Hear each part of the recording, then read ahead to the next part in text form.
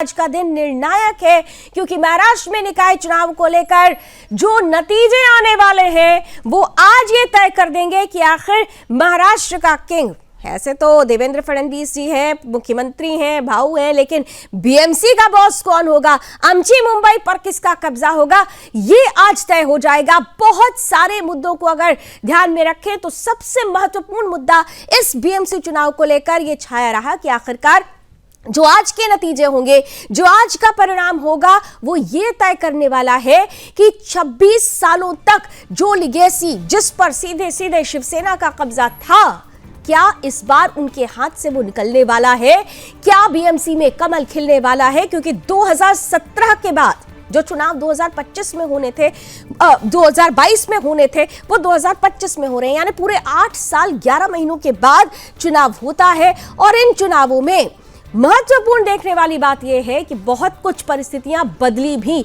जहां एक तरफ शिवसेना दो फाड़ हो गई, एक तरफ शिवसेना शिंदे, एक तरफ शिवसेना उद्धव, और दोनों ही इस पूरी की पूरी परिस्थिति में आज के नतीजों के बाद यह भी प्रमाणित करने की कोशिश करेंगे कि आखिर विश्वास और विश्वसनीयता जनता किस पर रख रही है, विश्वास और विश्वसनीयता किसकी बरकरार है, असली और नकली शिवसेना कौन है। और इन सब के बीच में बीजेपी यानी महायुति की जो बीएमसी पे कब्जे की बात लगातार कही जा रही है, बीजेपी जिसने 2017 में हार झेली थी, आपको याद होगा 2017 में बीजेपी 82 और शिवसेना जो कि बटी हुई नहीं थी 84 सीटों पर आई थी। तो ऐसे में वो जो 2 सीटों का जो मलाल था, ये कहा जा रहा है कि शायद वो मलाल आज पूरा हो जाएगा। तमाम जो एग्जिट पोल हैं उन्होंने महायुति का कब्जा बीएमसी पर होते हुए दिखाया है। लेकिन बीएमसी जहां की अगर बृहन मुंबई महानगर पालिका की बात करें 2027 सीटें हैं, लेकिन अगर टोटलिटी में देखें तो 2000 से ज्यादा सीटें हैं और खास तौर से 29 नगर निकाय, और इन 29 नगर निकायों में 15,931 उम्मीदवारों की किस्मत कल कैद हो गई और आज फैसला हो जाएगा कि जनता किसे चुन रही है। इस वक्त की बड़ी और अहम खबर के साथ हम आपके सामने वो तस्वीर रख रहे हैं। बीएमसी समेत महाराष्ट्र के 29 निगमों पर नतीजे आ जाएंगे। कुछ ही देर में वोटिंग शुरू हो जाएगी। 893 वार्ड्स में कुल 2,869 सीटों के लिए वोटिंग हुई। बीएमसी की अकेले बात की जाए तो 2,227 सीटों पर वोटिंग हुई है और कुल 15,931 उम्मीदवारों की किस्मत का फैसला अब से कुछ ही देर में होने वाला है। मतगणना केंद्रों की अगर बात करें तो 23 काउंटिंग सेंटर्स बनाए गए हैं। बीएमसी की मैं अकेले बात कर रही हूं, मुंबई की अगर बात करूं, और इसके बाद मतगणना केंद्रों पर बेहद खास तैयारी भी है। 2,299 अधिकारी तैनात हैं। 2017 के मुकाबले इस बार ये कहा जा रहा है, हालांकि अभी तक इलेक्शन कमीशन की तरफ से कोई डाटा नहीं रिलीज किया गया है, लेकिन ये माना जा रहा है कि इस बार मतदान 2017 की तुलना में ज्यादा हुआ है। ऐसे में ये कहा जा रहा है कि इस बार बीएमसी पर खास तौर से महायुति का और खास तौर से बीजेपी का कब्जा होगा, बीजेपी का मेयर होगा। लेकिन ये दूसरी तरफ अगर देखें तो इसी लड़ाई में शिवसेना और शिवसेना उद्धव गुट की अगर बात करें, उबाटा की बात करें, तो एमएनएस के साथ मिलकर चुनावी मैदान में ताल ठोकी। ठाकरे ब्रदर्स साथ मिलते हुए नजर आए और ये कहा जा रहा है कि ठाकरे बंधु इस बार साथ मिलकर कुछ कमाल करने वाले हैं। हालांकि एग्जिट पोल जो तमाम आए, कल अगर आपने देखा हो तो तमाम एग्जिट पोल्स में मुंह की खानी पड़ी है ठाकरे ब्रदर्स को, लेकिन दूसरी तरफ ही कहा जा रहा है शिवसेना उद्धव गुट की तरफ से या फिर एमएनएस की तरफ से कहा जा रहा है कि एग्जिट पोल कई बार औंधे मुंह गिरते हैं। लेकिन इन सब के बीच महायुति की अगर बात करें, यानी बीजेपी की बात करें, शिवसेना शिंदे गुट की बात करें, तो यहां पर अभी से ही जश्न की तैयारियां इस खेमे में शुरू हो चुकी हैं। तो कुल मिलाकर आज का दिन बहुत कुछ तय करने वाला है। कहने को ये छोटा चुनाव होता है, छोटी इकाई से कहा जाता है महानगर पालिका नगर निकाय की अगर बात की जाए, लेकिन ये समझना होगा कि इन चुनावों के जो नतीजे आते हैं और खास तौर से 2026 में ये जो परिणाम आ रहा है, वो आने वाले समय के लिए बहुत बड़ी राजनीतिक स्वरूप की तस्वीर प्रस्तुत करेगा। क्योंकि बीजेपी अगर यहां पर जीत दर्ज करा लेती है, अगर महायुति जीत दर्ज करा लेती है, तो इसका प्रभाव सीधे सीधे आने वाले समय में पश्चिम बंगाल और असम के चुनावों पर भी पड़ता हुआ नजर आएगा, जैसा कि तमाम बीजेपी के जो नेता हैं, जो बड़े चेहरे हैं, वो इस बात का दावा करते हुए नजर आए हैं कि विश्वास और विश्वसनीयता यानी क्रेडिबिलिटी की अगर बात करें तो देश की जनता को क्रेडिबिलिटी अब सिर्फ और सिर्फ बीजेपी में नजर आती है।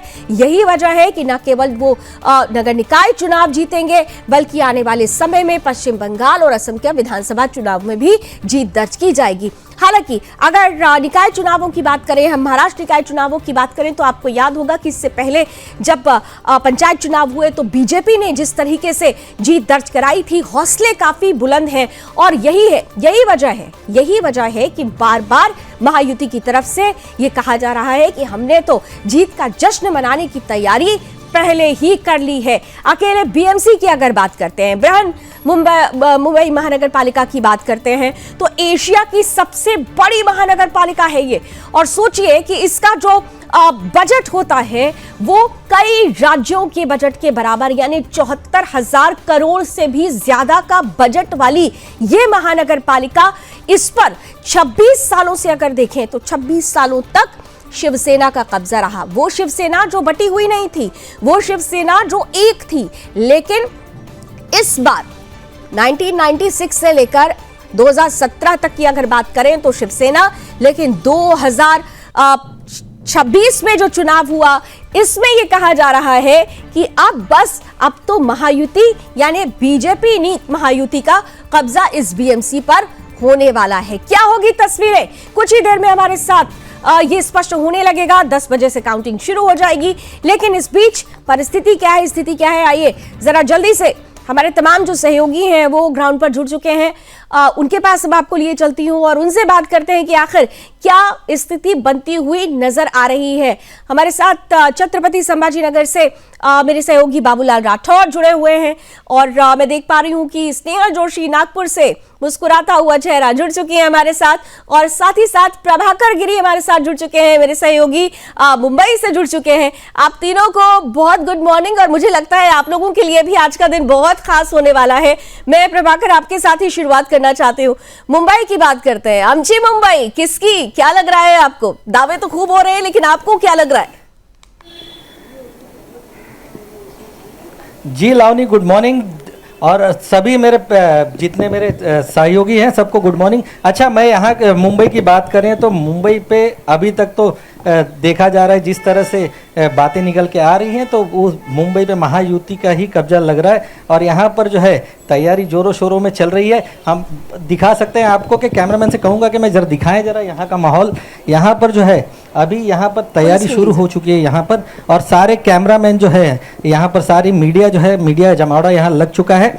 और यहाँ पर अभी इस वक्त जो माहौल जो बन रहा है कि धीरे धीरे करके नेता जो है यहाँ पे आना शुरू हो चुके हैं यहाँ पर, और आने के बाद जो है यहाँ पर अभी काउंटिंग का जो नतीजा जो होगा, और जो जानकारी जो मिलेगी, जिस तरह से रुझान आएंगे तब जाके यहाँ पर जो है माहौल कुछ अलग आपको नज़र आएगा। यहाँ पर नेताओं का जमावड़ा फिर लग जाएगा यहाँ पर, और फिर यहाँ पर मिठाई भी बांटे जाएंगे। लेकिन जिस तरह से अभी तक का माहौल जो बताया जा रहा है कि महायुति की तरफ ही झुकाव दिख रहा है, लेकिन अब जो है जनता सर्वोपरि है। जनता ने किसको वोट दिया है वो तो वक्त ही बताएगा, लेकिन जो जहाँ तक अभी तक जो पता जो चला है जी जनता ही तय करेगी। लेकिन प्रभाकर जरा जल्दी से बता दीजिए, क्योंकि आपने कहा कि मिठाई बांटी जाएगी जीत के बाद, मिठाई तैयार किसने कर ली है? क्योंकि बीजेपी तो ये कह रही है कि हमने तैयार कर ली है मिठाइयां, लेकिन उधर उद्धव गुट भी कह रहा है लेकिन तैयारी नहीं दिखाई दी है, तो संशय अभी है क्या उन्हें? मिठाई दोनों जगह पर बन चुकी है। मिठाई उद्धव गुट ने भी बना लिया है, मिठाई बीजेपी की भी तैयार है, और जिसकी बनेगी सरकार उसकी मिठाई बटेगी, और जिसकी सरकार नहीं बनेगी वो मिठाई फेंकी जाएगी या चलिए किसका मुंह मीठा होगा आज और किसको आज कड़वा कड़वा घोटना पड़ेगा, ये हम कुछ ही देर में जब तस्वीरें क्लियर होने लगेगी तो ये पता चल जाएगा। प्रभाकर बने रहिए आप हमारे साथ, बाबूलाल जी और स्नेहल भी हमारे साथ हैं। अगर छत्रपति संभाजी नगर की बात करते हैं, यहाँ पर खासतौर से बाबूलाल राठौर जी आपके पास आ रही हूँ, यहाँ पर खासतौर से कहा जाए कि इस बार जो दावों का पिटारा था वो बहुत ज्यादा रहा था, और अगर खासतौर से मुस्लिम वोटर्स की बात की जाए तो उन्हें कंसोलिडेट करने के लिए बहुत सारे ऐसे से बयान दिए गए, वो बुर्का हिजाब भी आ गया, मुस्लिम मेयर भी आ गया, तमाम ऐसी बातें थी। लेकिन इस बार क्या छत्रपति संभाजी नगर की जो जनता है वो कोई बदलाव लेकर आ रही है या स्थिरता बनी रहेगी बीते चुनावों के नतीजों के जैसी?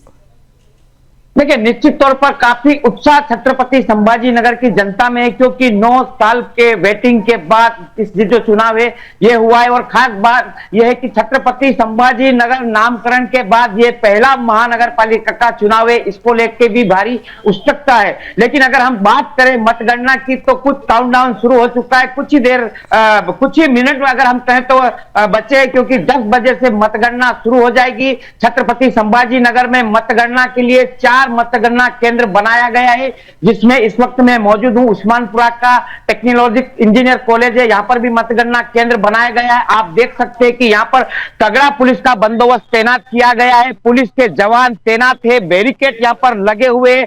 जो भी मतगणना केंद्र के अंदर यहां पर जा रहा है, प्रत्याशी हो या और उम्मीदवार, उनका वोटर आईडी चेक करके उनको यहाँ पर अंदर छोड़ा जा रहा है। जश्न की तैयारी के लिए यहाँ पर जो है जो नागरिक है वो मतदाता का जो गणना केंद्र है उसके बाहर भारी संख्या में जमा होना शुरू हो गए, क्योंकि लगभग 1 से 2 घंटे के बाद कहीं ना कहीं रिजल्ट जो है सामने आएगा। बड़ा कि आखिर जीत किसकी हो रही है वो भी सामने तस्वीर आएगी और उसी का इंतजार है यहाँ पर।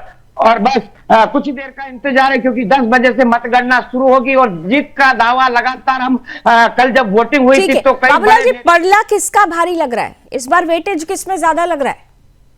देखिए, वेटेज महायुति का भारी बताया जा रहा है। हालांकि छत्रपति संभाजी नगर में भाजपा ने अलग चुनाव लड़ा है, शिवसेना शिंदे गठ ने अलग चुनाव लड़ा है, लेकिन दावा किया जा रहा है कि सरकार बनाएंगे, महानगर पालिका बनाएंगे तो महायुति की बनेगी। जिस तरह से हमने कल भाजपा के वरिष्ठ नेता मंत्रियों से बातचीत की और भी कई नेताओं से बातचीत की, उनका दावा है कि इस बार छत्रपति संभाजी नगर महानगर पालिका में महायुति का ही मेयर बनेगा। तो कहीं न कहीं उत्साह काफी जोर शोर से दिखाई दे रहा है, जश्न की तैयारी यहाँ पर भी कमल के खिलाने की ज्यादा दावे किए जा रहे हैं। हालांकि फ्रेंडली फाइट इसे कहा जा रहा है, क्योंकि सामने शिंदे गुट है और अगर महायुति की बात करें तो दोनों ही गठबंधन में रहा है नागपुर शहर में, क्योंकि हर एक प्रभाग में 4 वार्ड मिलकर एक प्रभाग बनाया गया और हर वार्ड में कम से कम 60 इच्छुक प्रतिनिधि थे, 60 लोग कार्यकर्ता थे जो इच्छुक भी थे, उत्सुक भी थे और उन लोगों में सिर्फ 4 लोगों को चुनना था। तो ऐसे में हाई वोल्टेज ड्रामा बिल्कुल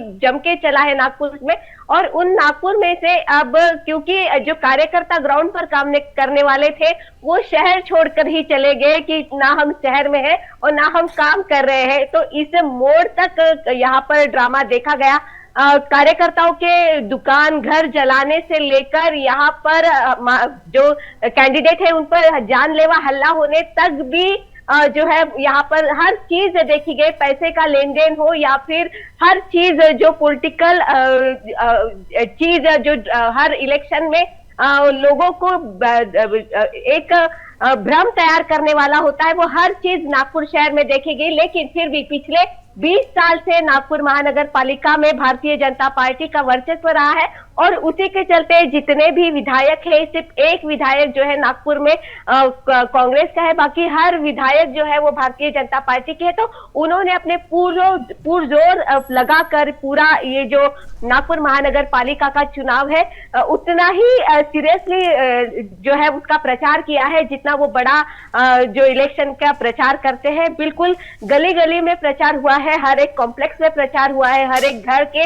गेट के सामने आकर प्रचार किया गया है। यहाँ पर भारतीय जनता पार्टी के साथ महायुति, महाविकास आघाड़ी, ये दोनों तो बड़े राजनीतिक दल तो चुनाव में खड़े ही थे, लेकिन नाराज कार्यकर्ता भारतीय जनता पार्टी से बाहर निकले हुए उनकी भी बड़ी संख्या यहाँ पर देखी गई है। और साथ में एमआईएम से लेकर वंचित बहुजन आघाड़ी से लेकर आप क्लियर करें, आपने अभी बोला कि 20 सालों से तो यहाँ पर बीजेपी का डंका बजता आया है, कमल खिलता रहा है, लेकिन जैसा अभी आप बता भी रही थी कि बहुत सारे ऐसे चेहरे थे जिनकी नाराजगी थी। कुछ हमने ये भी प्रतिक्रियाएं देखी थी कि जनता भी कुछ लोगों से, कुछ चेहरों से नाराज थी। तो इसीलिए जो विरोधी पक्ष है वो एंटी इनकम्बेंसी की बात कर रहा है। क्या आपको ग्राउंड पर ऐसा कुछ तस्वीर नजर आ रही है? नहीं, बस बातें जो हो रही है घर के अंदर हो रही है। हालांकि ये बातें रास्ते पर आकर कहने वाली बातें हैं और वही अपोजिशन ने नहीं किया है। बड़ी पार्टियां जो, हालांकि भारतीय जनता पार्टी ने अपने सभी उम्मीदवारों के लिए रोड शो भी किया, उन्होंने बड़ी बड़ी सभाएं भी ली, हर तरीके से पूर्ण ताकत लगाकर उन्होंने जो है वो चुनाव का प्रचार किया। लेकिन वही कांग्रेस और कांग्रेस की जो बाकी इकाई है वो उन्होंने काम करते समय एक अपना हाथ जो है वो पीछे लेकर ही चुनाव का प्रचार किया है। बड़े नेता जो है यहाँ पर नजर यानी नहीं आए। हार पहले ही मान ली उन्होंने, नतीजे से पहले ही एक तरह से अगर कहें, अगर उन्होंने प्रचार अच्छे से नहीं किया यानी नतीजों से पहले ही हार मान ली गई है। तो यही वजह है कि हम लगातार देखते आए कि नागपुर में भी हमने तमाम प्रतिनिधियों को सुना कि वो ये कह रहे थे कि इस बार भी बीजेपी यानी कमल ही यहाँ खिलने वाला है। मैं जल्दी से प्रभाकर आपके पास आ रही हूँ, क्योंकि देखिए मुंबई की अगर बात करते हैं, बृहन मुंबई महानगर पालिका की बात करते हैं, एशिया की सबसे बड़ी नगर पालिका है, 74,000 करोड़ से भी ज्यादा का ये बजट है। लेकिन ये तो वो कहानी है जो सब जानते हैं। कहानी इस बार की महत्वपूर्ण ये है कि इस बार के नतीजे ये भी तय करने वाले हैं कि बाला साहब ठाकरे जी की जो लिगेसी है वो किसके साथ आगे बढ़ने वाली है। वो शिंदे गुट के साथ आगे बढ़ने वाली है या फिर उद्धव गुट के साथ, और वो भी ऐसे समय में जब ठाकरे ब्रदर्स करीब आ चुके हों। तो आपको लगता है कि क्या इस बार ये उद्धव गुट के लिए भी और शिंदे गुट के लिए भी एक तरह से अस्तित्व की लड़ाई भी बनने वाला है? प्रभाकर जी। जी बिल्कुल बिल्कुल बिल्कुल बिल्कुल लावनी, मैं आपको बता दूं कि जिस तरह से ये शिंदे गुट और उद्धव गुट में जिस तरह से टकराव चल रहे हैं, और इसके पिछले चुनाव में ही हमने देख लिया था कि जनता जो है किस तरफ जनता का झुकाव है। जनता ने पहले ही शिंदे गुट को जो है अपना मान लिया था, लेकिन अब जो है महानगर पालिका का जो चुनाव जो है वो बहुत ही अहम माना जा रहा है, क्योंकि यहाँ पर दोनों भाई जो है साथ में, उद्धव और राज ठाकरे दोनों साथ में हैं। और उस चलते जो है लोगों का ये भी मानना था कि कहीं ना कहीं इनको सपोर्ट पब्लिक जनता जो है जरूर करेगी। मगर जो है झुकाव जो है देखा गया कि शिंदे की तरफ ही जा रहा है और कमल की तरफ जा रहा है, भाजपा की तरफ, यानी कि महायुति की तरफ झुकाव ज़्यादा दिख रहा है जनता का।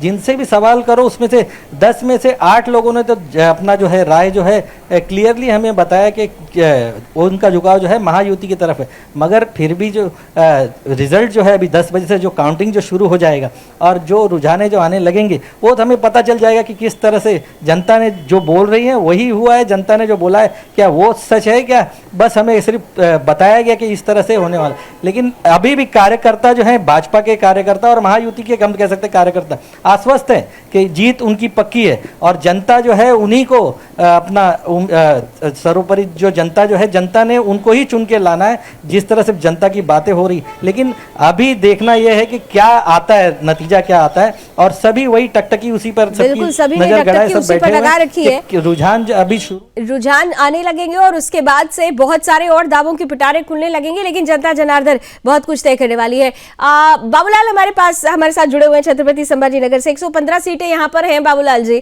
मैं जानना चाहूंगी कि देखिए अब प्रतिनिधियों की तरफ से वार प्रतिवार की तो कहानी चलती रही, लेकिन इस कहानी के बीच में सबसे महत्वपूर्ण जो मुद्दे थे वो मुद्दे कौन से रहे? यहाँ पर अगर मैं छत्रपति संभाजी नगर की बात करूं तो वो कौन सा मुद्दा था जिसे लेकर सबसे ज्यादा दावा किया गया और दावे के बाद आज की जीत को निश्चित मानकर प्रतिक्रिया दी जा रही है? मुद्दे कौन से रहे सबसे ज्यादा अहम इस पूरे इलाके में? देखिए, छत्रपति संभाजी नगर में हम बात करें तो सड़क, बिजली, पानी की तो हर कोई इस मुद्दे को लेकर, हर पार्टी इस पर दावा करती थी, इस पर ही बात करती थी। लेकिन राष्ट्रवाद के मुद्दे की अगर हम बात करें तो राष्ट्रवाद के मुद्दे पे किसी की भी मुंह से यह शब्द नहीं निकल रहा था। घुसपैठ योग की बात करें तो उसके ऊपर भी नहीं थी, लेकिन महायुति की तरफ से राष्ट्रवाद की बात की गई। खुद मुख्यमंत्री देवेंद्र फडणवीस जी ने भी यहाँ पर भाषण किए थे। उन्होंने भी कहा था कि राष्ट्रवाद सर्वप्रथम। तो कहीं ना कहीं जो राष्ट्रवाद से जुड़े हुए मुद्दे, चाहे लव जिहाद, लैंड जिहाद, धर्मांतरण, इन मुद्दों को भी अब इस चुनाव में लिया गया है, क्योंकि हमेशा सिर्फ सड़क, बिजली, पानी इससे यहाँ तक ही सीमित रहता था, राष्ट्रवाद तक ये बात नहीं जाती थी। लेकिन कहीं ना कहीं इस वक्त जो चुनाव हुए हैं अभी ये नए, तो इसमें राष्ट्रवाद के मुद्दे को बढ़ चढ़ कर लिया गया। ओवैसी का स्टेटमेंट, हिजाब वाली प्रधानमंत्री होगी एक दिन, ये कितना काम किया छत्रपति संभाजी नगर में? निश्चित तौर पर प्रभाव राष्ट्रवाद की बात के ऊपर, विकास की बात के ऊपर की जाए। जैसे कि आपने बुरके की बात कही, तो ओवैसी ने प्रचार के दौरान यहाँ पर कहा था कि बुरके वाली इस देश की प्रधानमंत्री बनेगी। उसका जवाब भी ईवीएम से यहाँ पर जो है वोटरों ने ईवीएम पर बटन दबाकर ओवैसी को दिया है। दूसरा जो इम्तियाज जलील था उसने भी। ठीक है, चलिए आपके पास आती हूँ। इस वक्त एक बड़ी खबर आ रही है, मुंबई में शुरुआती रुझान बीजेपी के पक्ष में आने लगा है। ठाणे में पहला रुझान बीजेपी के पक्ष में आ गया है। बड़ी और अहम खबर, ठाणे में 3 सीटों पर बीजेपी आगे चल रही है। पहला रुझान बीजेपी के पक्ष में 10 बजे काउंटिंग शुरू हुई और देखिए पहले रुझान के साथ ही कमल खिलता हुआ नजर आने लगा। पहला रुझान मुंबई में भी देखिए, शुरुआती रुझान में बीजेपी आगे चल रही है।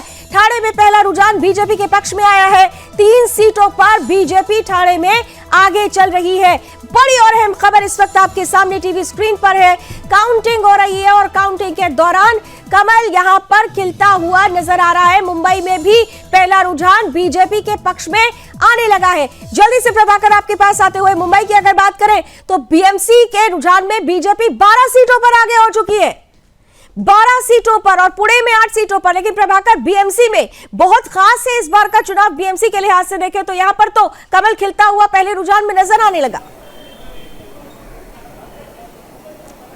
जी बिल्कुल लावनी, मैं आपको बता दूं कि यहाँ पर जो है रुझान आने शुरू हो गए और यहाँ पर चेहरे भी खिलने शुरू हो गए हैं। अंदर जो यहाँ पर जितने लोग आ रहे हैं, अभी यहाँ पर आपको दिखा दूं कि मैं यहाँ पर बड़े स्क्रीन भी लगा दी गई, जो अभी कुछ ही देर में चालू हो जाएगा और उस पर हमें पूरी जो जानकारी जो है मुंबई, उससे मुंबई से सटे थाने और जो मीरा भाईंदर जो है वो पूरा जो है वो वहाँ का रुझान आने लग जाएगा। यहाँ पे बड़े स्क्रीन पे दिखाना शुरू कर देंगे यहाँ पर। और अभी जो है सबके चेहरे खिले हुए यहाँ पे बीजेपी कार्यालय में, क्योंकि बीजेपी की बढ़त दिखाई दे रही है, रुझान में बीजेपी आगे दिखाई दे रहा है। तो उस लिए यहाँ पर, उस लिहाज से यहाँ पर जो है सबके चेहरे खिले हुए और थाने में भी जो है बीजेपी आगे चल रही है। इसका मतलब कहीं ना कहीं महाराष्ट्र पे इस बार काबिज जो है महायुति और बीजेपी हम कह सकते हैं कि वो होगी। लेकिन देखते हैं अभी जितना, अभी तो शुरुआती रुझान है, आगे देखते हैं क्या होता है। लेकिन कहीं ना कहीं देखते हैं क्या होता है। लेकिन इतना जरूर है कि शुरुआती रुझान में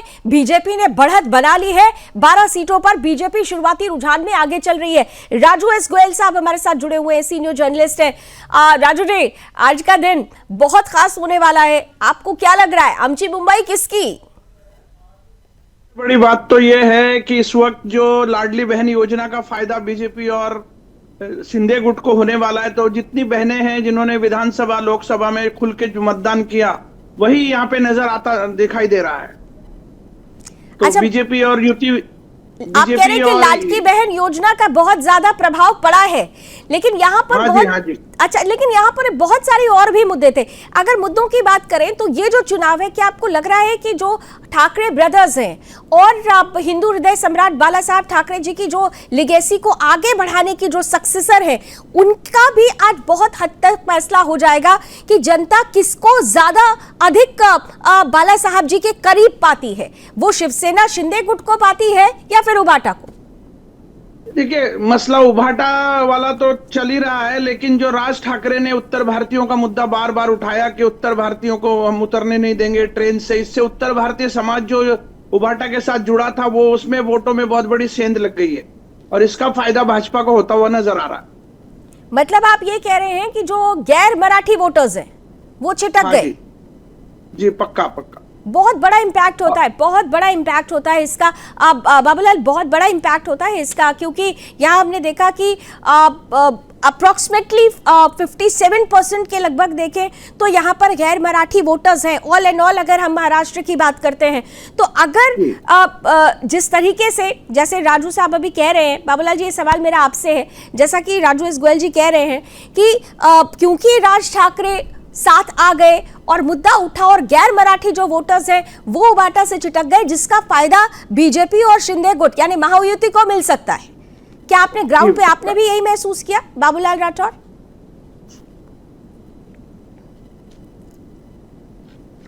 उद्धव ठाकरे ने युति बनाई, उससे लेके छत्रपति संभाजी नगर की हम बात करें तो यहाँ पर मनसे ने उम्मीदवारी नहीं दी थी, अकेले ठाकरे गठ शिवसेना ने उम्मीदवार दिया था। लेकिन जो कार्यकर्ता थे मनसे के, महाराष्ट्र नवनिर्माण थे, वो नाराज हुए थे इस फैसले से और उन्होंने सीधे सीधे शिंदे गठ की शिवसेना में प्रवेश कर लिया। यानी कि कहीं न कहीं उसका फायदा भी अब महायुति को ही मिलता हुआ दिखाई दे रहा। तो निश्चित तौर पर ये जो फैसला लिया गया, इसका सीधा फायदा महायुति को होता हुआ दिखाई दे रहा। और कुछ ही देर के बाद ये तस्वीरें भी सामने आ जाएगी, क्योंकि जश्न की तैयारी की अगर हम बात करें तो महायुति की तरफ से लगातार कल से जश्न की तैयारी की गई थी। कहीं ना कहीं उन्हें पता था कि हम जीतने वाले 115 सीटों पर छत्रपति संभाजी नगर में चुनाव लड़ा जा रहा है। 859 उम्मीदवार मैदान में, हालांकि कल की रात उनको नींद जरूर नहीं आई होगी, लेकिन आज उनकी धड़कनें बढ़ी हुई है, क्योंकि 10 बजे से काउंटडाउन शुरू हो चुका है, वोटों की गिनती शुरू है। कुछ ही देर में तस्वीरें क्लियर होते हुए दिखाई देगी। अब हमें देखना है कि कौन किसको मिठाई खिलाता है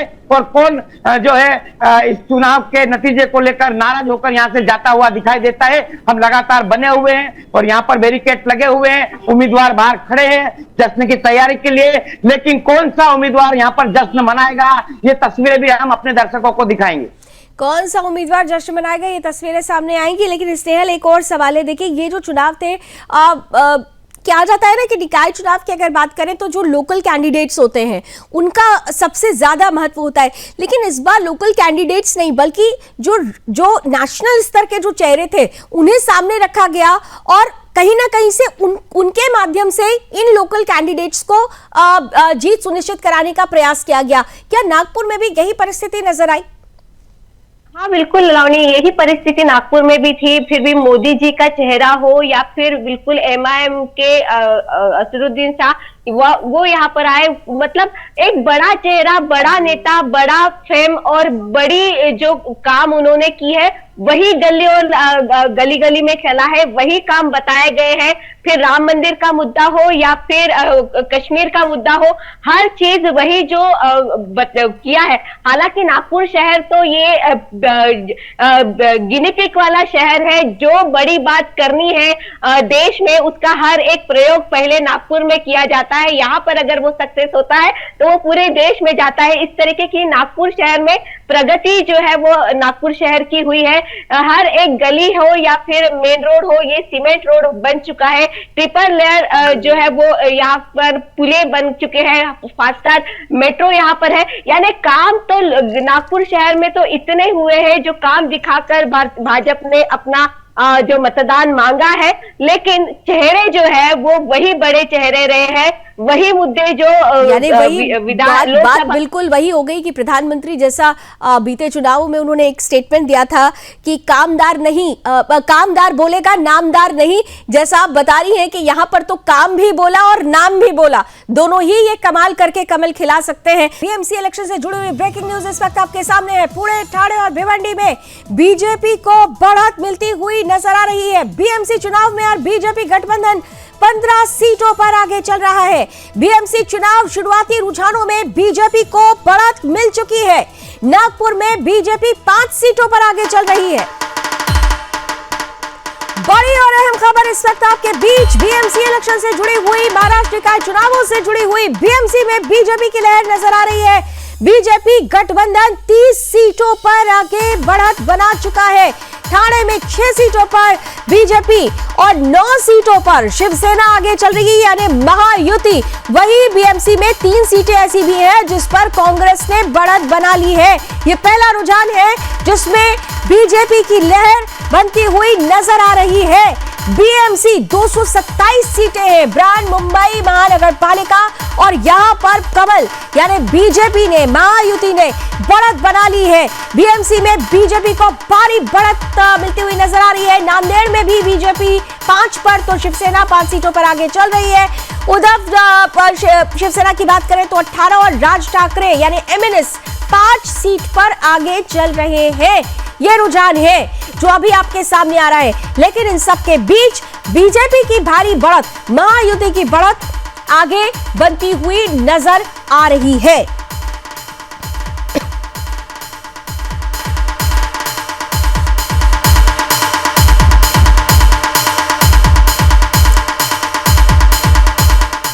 चलिए तो बीजेपी ने बढ़त बना ली है। राजू एस गोयल जी, यही बात तो बार बार कही जा रही थी कि महायुति, और महायुति में भी बीजेपी का दबदबा ज्यादा रहेगा इस बार। 2017 में आपको याद होगा 2 सीटों का मलाल रह गया था। 84 सीटों पर शिवसेना थी जो बटी हुई नहीं थी, एकजुट थी, अलग अलग नहीं थी, और बीजेपी की अकेले बात करें तो 82 सीट्स उन्होंने हासिल की थी। तो ये जो 2 सीटें हैं उसका मलाल इस बार मुझे लगता है कि पूरा हो जाएगा।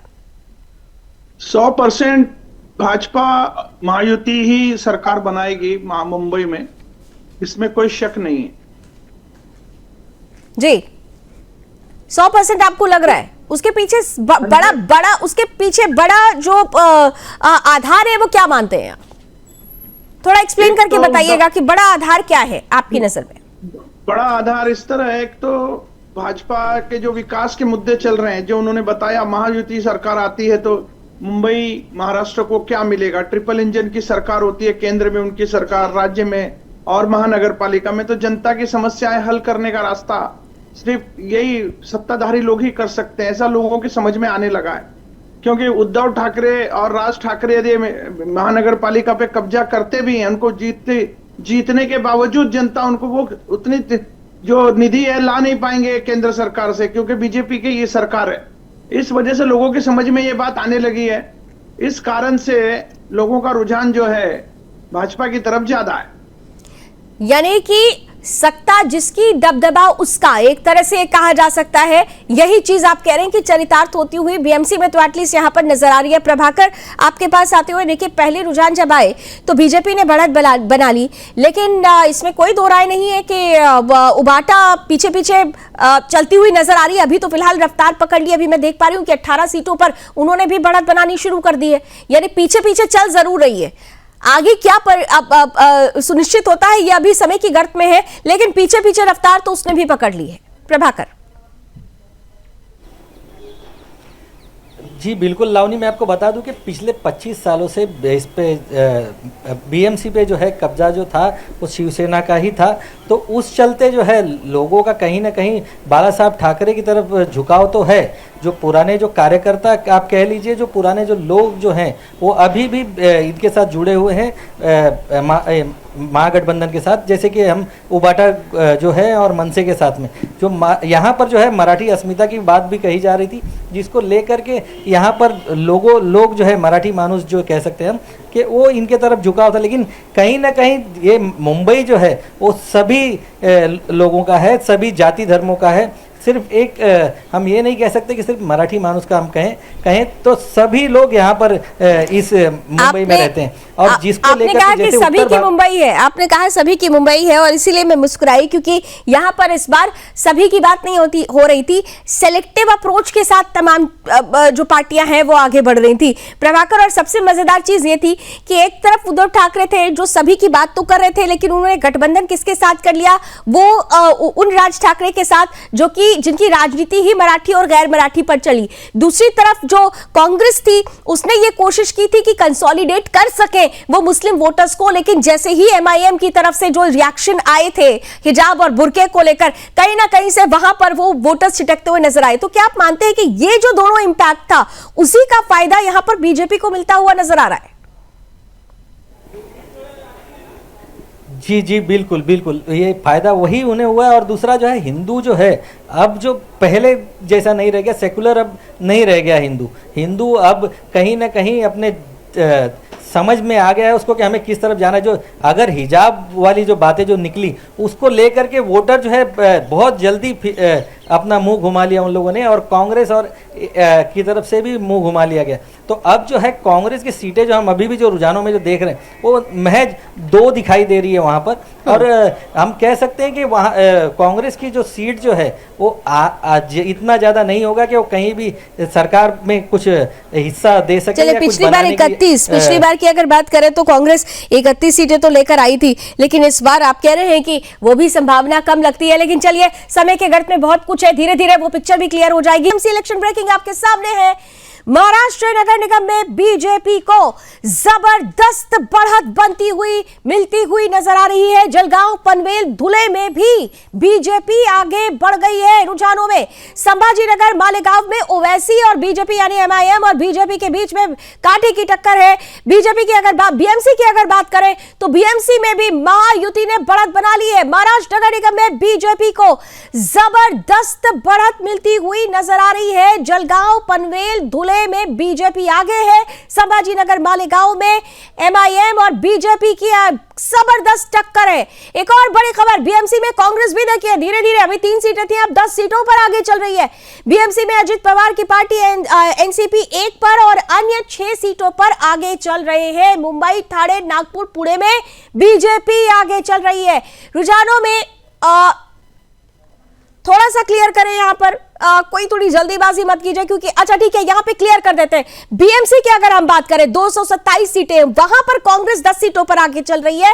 लेकिन अदर्स अगर टोटलिटी में देखें तो 2 सीटों पर कांग्रेस सब आगे चल रही है। मैं प्रोड्यूसर को बोलूंगी जरा जल्दी से बता दें कि ये कांग्रेस जिन 2 सीटों पर आगे चल रही है वो कौन सी सीटें हैं, आप अगर देख सके तो बता दें। तो बड़ी और अहम खबर इस वक्त आपकी टीवी स्क्रीन पर चल रही है। आज का दिन बहुत खास है।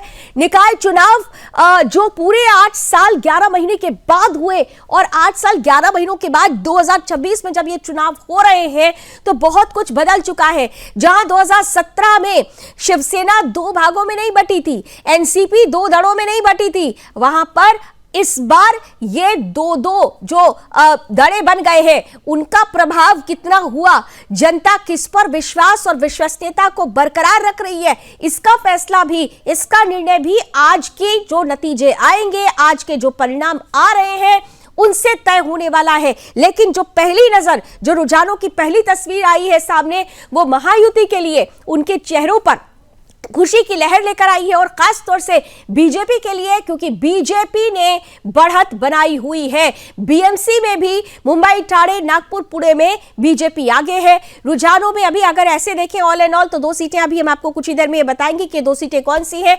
लेकिन बीएमसी की बात करें, अगर मुंबई महानगर पालिका की बात करें, ब्रह्मनगर महानगर पालिका की बात अगर कर रहे हैं हम, तो यहां पर कांग्रेस 10 सीटों पर आगे चल रही है। इसी बड़ी खबर के साथ तमाम जो गेस्ट हमारे साथ हैं वो जुड़े हुए हैं।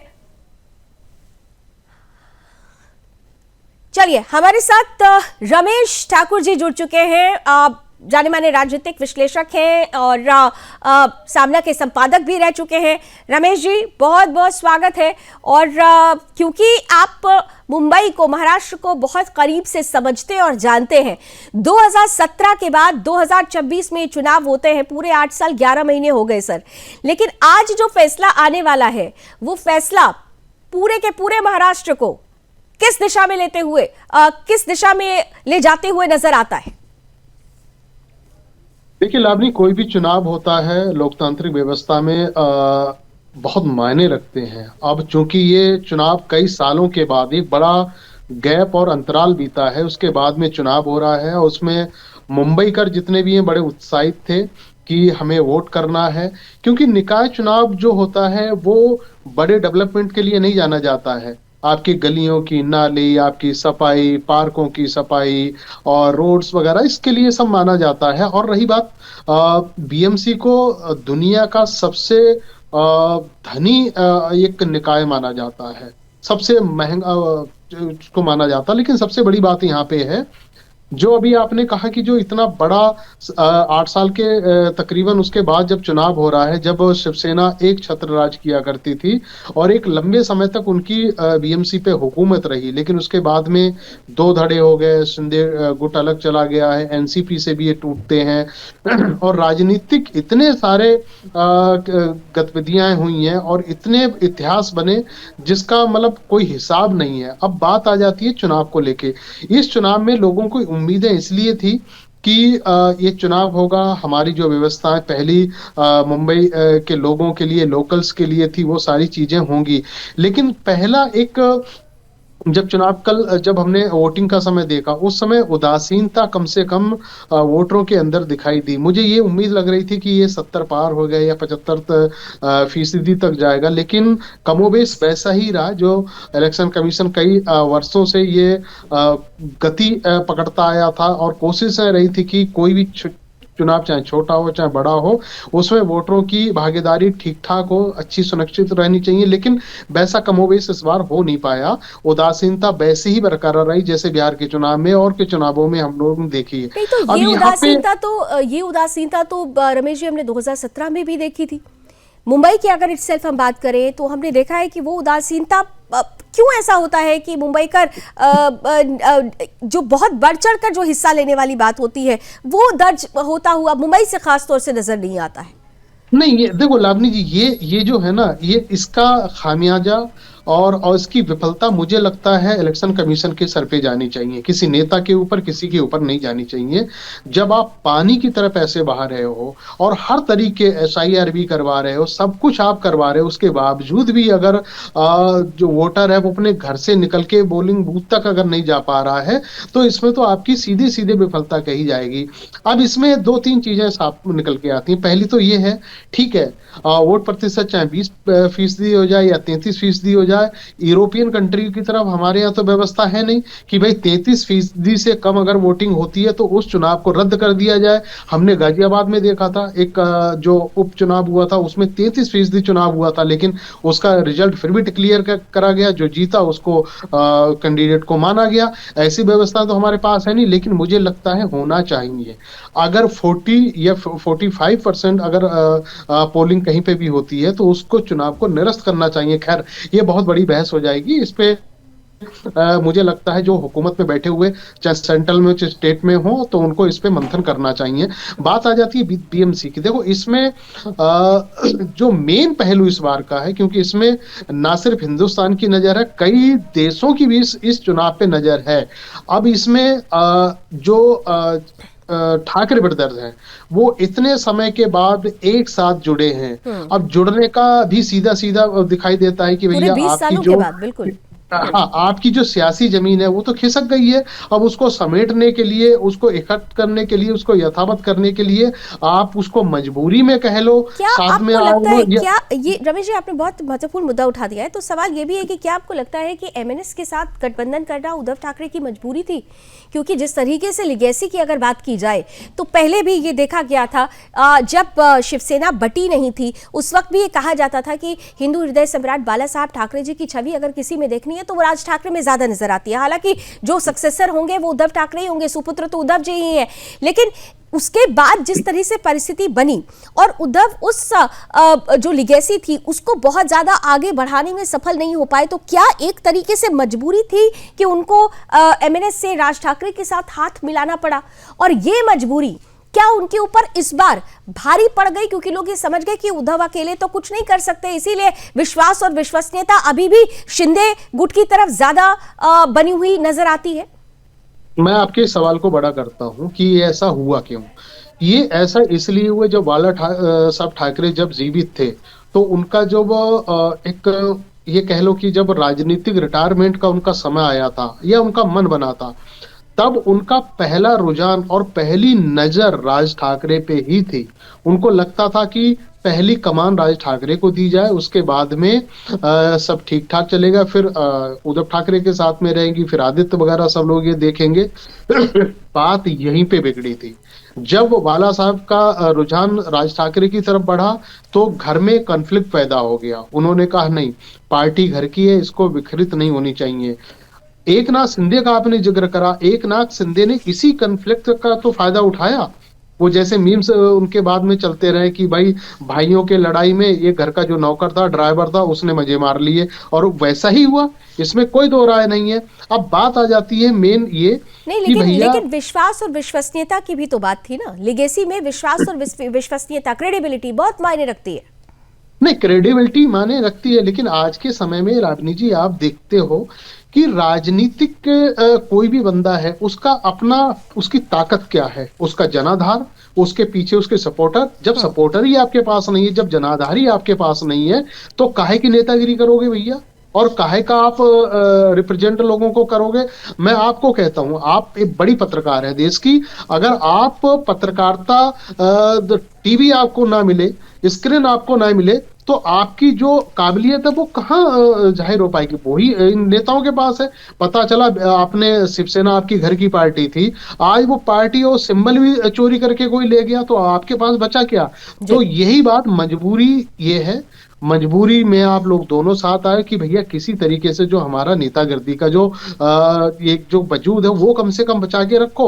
और लेकिन मुझे लगता है यहाँ पे उसके पैरेलल जो इस समय जो अलायंस भारतीय जनता पार्टी का, उसको आप कमतर नहीं आंक सकते हो। बहुत मजबूती से वो लोग लड़ रहे हैं और उनको ये पता था। मजबूती के साथ साथ ये कहना चाहिए कि बीजेपी अकेले अगर देखे तो बड़ा दम लगाती हुई नजर आई थी। वो कहते हैं ना एकजुटता, ठीक उसी तरह जैसे हमने बिहार में देखा कि जो एनडीए था वो एक था, बटा हुआ नजर नहीं आया, एक दूसरे को लेकर साथ चलता हुआ नजर आया। और यही कुछ यहां पर भी निकाय चुनावों में भी कुछ ऐसा ही बनता हुआ नजर आ रहा है। पनवेल में बीजेपी आगे चल रही है, नागपुर में भी बीजेपी 31 सीटों पर आगे चल रही है। इसके अलावा कोल्हापुर में भी 10 सीटों पर बीजेपी ने बढ़त बना ली है। पुणे में 26 सीटों पर बीजेपी आगे चल रही है, यानी कमल अपना दबदबा दिखाते हुए नजर आ रहा है। पनवेल में बीजेपी आगे चल रही है, नागपुर में 31 सीटों पर बीजेपी आगे है। वहीं एक और बड़ी खबर आपके सामने, बीएमसी चुनाव शुरुआती रुझानों में बीजेपी को बढ़त मिल चुकी है। शुरुआती रुझान में बीजेपी गठबंधन 25 सीटों पर आगे चल रहा है। बीएमसी की हम बात कर रहे हैं, भिवंडी में बीजेपी 8 सीटों पर आगे चल रही है, तो वहीं अमरावती में बीजेपी 4 सीटों पर आगे है और अमरावती में ही कांग्रेस भी पीछे पीछे है, 4 सीटों पर आगे चल रही है। बीएमसी चुनाव शुरुआती रुझानों में बीजेपी ने बढ़त बना ली है, यानी एक तरफ बीएमसी यानी 227 सीटों की अगर हम बात करें, मुंबई महानगर पालिका यहां पर बीजेपी ने बढ़त बनाई है। टोटलिटी की अगर बात करें 29 निकाय चुनाव है, 29 ये नगर निकाय है जिनमें 2869 जो सीटें हैं उस पर भी अगर देखें तो धीरे धीरे टोटलिटी में जो रुझान सामने आ रहा है उसमें भी बीजेपी आगे बढ़ती हुई और बीजेपी ने महायुति आगे बढ़ती हुई रुझानों में नजर आ रही है। इन्हीं ब्रेकिंग न्यूज के साथ हमारे तमाम एनालिस्ट हमारे साथ जुड़े हुए हैं। रमेश ठाकुर जी हमारे साथ जुड़े हैं, राजू एस गोयल जी जुड़े हुए हैं और छत्रपति संभाजीनगर से बाबूलाल राठौर हमारे साथ जुड़े हुए हैं। बाबूलाल के पास जल्दी से जरा जाना चाहूंगी। बाबूलाल, महत्वपूर्ण यह है कि छत्रपति संभाजीनगर की अगर बात करें, अभी हमने देखा ब्रेकिंग में कि यहाँ पर एमआईएम और बीजेपी के बीच में कांटे की टक्कर हो चुकी है रुझानों में अभी फिलहाल। देखिए, निश्चित तौर पर शुरुआती रुझान में एमआईएम और बीजेपी के बीच कांटे की टक्कर थी, लेकिन अभी जब रुझान सामने आ रहे हैं तो भाजपा 9 सीटों पर आगे चल रही है, शिवसेना शिंदे गठ की 5 सीटों पर है, शिवसेना उद्धव ठाकरे और एमआईएम 4-4 सीट पर चल रहे हैं। तो कुल मिलाकर अभी जो है एमआईएम और उद्धव ठाकरे की शिवसेना बरोबर 4-4 सीट पर है, लेकिन भाजपा 9 सीट पर इस वक्त आगे है और अब आने वाले कुछ समय में और परिणाम में बदलाव भी आ सकता है। कार्यकर्ताओं में काफी उत्साह देखा जा रहा है। दूसरे जो मतगणना केंद्र है वहां पर कुछ हिंसा की भी खबर आई है, वहां पर झड़प हुई है, पुलिस की लाठीचार्ज की जानकारी भी अभी भी मिल रही है, क्योंकि कार्यकर्ताओं में आक्रोश भी देखा जा रहा है, उत्साह भी देखा जा रहा है, दोनों तस्वीरें सामने आ रही है। लेकिन अभी रुझान जहां तक है भाजपा यहाँ पर बढ़त बनाते हुए दिखाई दे रही है। भाजपा बढ़त बनाते हुए नजर आ रही है और आप कह रहे हैं कि कुछ सीटों पर अभी झड़प की भी परिस्थिति बनी हुई है। यहाँ पर मैं दोबारा आपसे जानना चाहूंगी कि क्या ओवैसी का जो स्टेटमेंट था वो मुस्लिम वोटर्स को कंसोलिडेट करने के लिए प्रभावी साबित हुआ छत्रपति संभाजीनगर की अगर बात करें? देखिए, निश्चित तौर पर ओवैसी मुस्लिम वोटों को प्रभावित करने के लिए ही इस तरह के विवादित बयान देते हैं, जिसके चलते मुस्लिम वोट प्रभावित होते हैं। लेकिन इस बार एमआईएम के अंदर ही फूट देखी गई थी।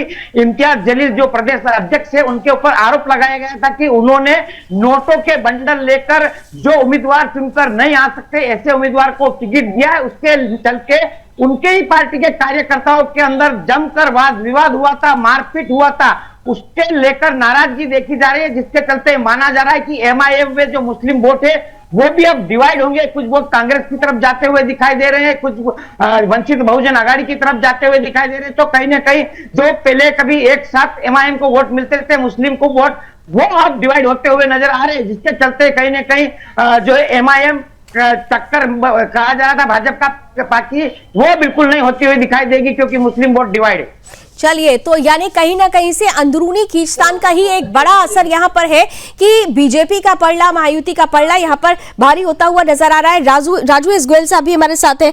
राजू एस साहब, एक चीज यहाँ पर इस पूरे चुनाव में बड़ी दिलचस्प रही, जैसा मैंने पहले भी कहा था कि वैसे तो निकाय चुनाव होते हैं, जो स्थानीय मुद्दे होते हैं उनको देखकर ही महत्वपूर्ण आधार बनाया जाता है, लेकिन इस बार पूरे चुनाव के दौरान स्थानीय मुद्दों से ज्यादा ऊपर राष्ट्रीय मुद्दों को रखा गया। क्या आपको लगता है कि बीजेपी ने जो एक ट्रेंड सेट किया है कि छोटे से छोटे चुनाव को ही राष्ट्रीय स्तर पर इतना वृहद कर दो कि उसका परिदृश्य बड़ा हो जाए और उसका एक बड़ा इंपैक्ट हर बार बीजेपी की जीत के रूप में उसका पलड़ा भारी होते हुए नजर आने लगता है? क्या आपको लगता है कि इन चुनाव में भी बीजेपी ने वही स्ट्रैटेजी अपनाई?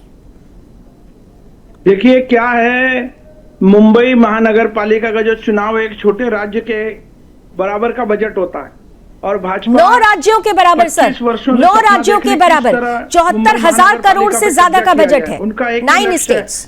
जितने भी यहाँ विकास के मामले हैं, जितने भी रीडेवलपमेंट के मुद्दे हुए, ये सारी चीजों पर भाजपा अपनी पकड़ बनाना चाहती है और इस चुनाव को उन्होंने राज्य स्तरीय समझकर लड़ा है और जितना ज्यादा लोगों तक पहुंचने की कोशिश की उन्होंने पहुंचे। लाडली योजना के लोगों को पैसे दिए, कार्यकर्ताओं को बढ़ाया। ये सब चीजें जो भाजपा कर रही है वो सिर्फ और सिर्फ महानगर पालिका पे उनका कब्जा होना चाहिए, इसी लड़ाई को वो लड़ रही है। जो कि आपने देखा पिछले बार किस तरह से धारावी के मुद्दे पर जो हुआ, वो अपने आप में एक लोगों को उठा के मानखुर्द की तरफ, डंपिंग की तरफ भेज दिया जाने की तैयारियां, ये सारी चीजें भाजपा जब ही कर पाएगी जब वो महानगर पालिका पे अपना मुंबई पे कब्जा कर पाएगी, क्योंकि इसका बजट एक छोटे राज्य के जितना होता है। बिल्कुल, इसलिए बिल्कुल। भाजपा की पकड़ सिर्फ और सिर्फ मुंबई महानगर पालिका पे ही बनी हुई है। बिल्कुल। रमेश जी, बिल्कुल ठीक कहा राजू जी ने कि अगर देखें तो 26 साल बहुत बड़ा समय होता है ये। शिवसेना, चलिए मुझे लगता है शायद रमेश जी से हमारा संपर्क अभी नहीं हो पाया, दोबारा उन्हें प्लीज जोड़ने का प्रयास कीजिए। कुल मिलाकर अगर देखें तो बड़ा महत्वपूर्ण ये जो चुनाव है और चुनावों के नतीजे जो आने वाले हैं। अकेले बीएमसी की अगर बात कर लें, 227 सीटें बीएमसी में 26 सालों तक शिवसेना का कब्जा, और ये कहा जा रहा है कि ये आधिपत्य जो रहा उसके पीछे बहुत बड़ी नींव रखी थी हिंदू हृदय सम्राट बाला साहब ठाकरे जी ने। लेकिन जिस तरह से 2022 में आकर पार्टी दो फाड़ हो जाती है, जिस तरीके से बाला साहब की लिगेसी को लेकर उनको कौन आगे बढ़ाएगा, उसका सक्सेसर कौन होगा, असली और नकली की जो लड़ाई थी वो शुरू हो जाती है। उसके बाद से कहीं ना कहीं से ये बात तय हो जाती है कि शिवसेना धीरे धीरे कमजोर हो रही है। और अगर इस बार बीजेपी बीएमसी पर काबिज हो जाती है तो इतना तय है कि उद्धव ठाकरे का राजनीतिक भविष्य बहुत बड़े संकट में बहुत फंसता हुआ नजर आएगा, क्योंकि ये एक आखिरी चुनाव माना जाएगा जहां पर उनकी पार्टी को और उद्धव ठाकरे पर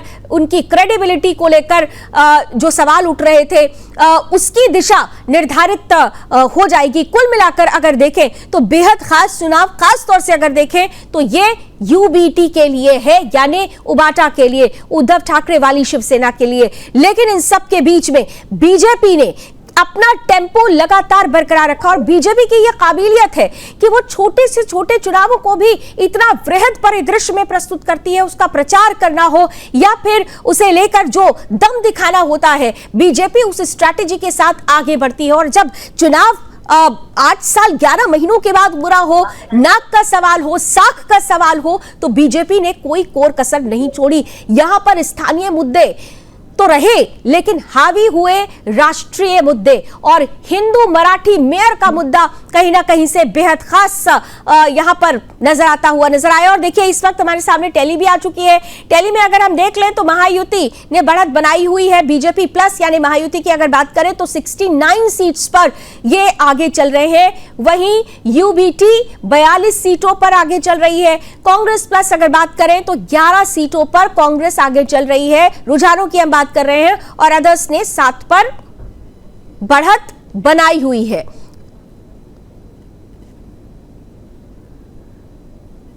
बाबूलाल राठौर जी क्या हमारे साथ जुड़े हुए हैं? जी बाबूलाल राठौर जी, छत्रपति संभाजी नगर से थोड़ा और आगे निकलते हैं वृहद स्तर पर, क्योंकि आप तो पूरे महाराष्ट्र को बहुत अच्छे से समझते हैं।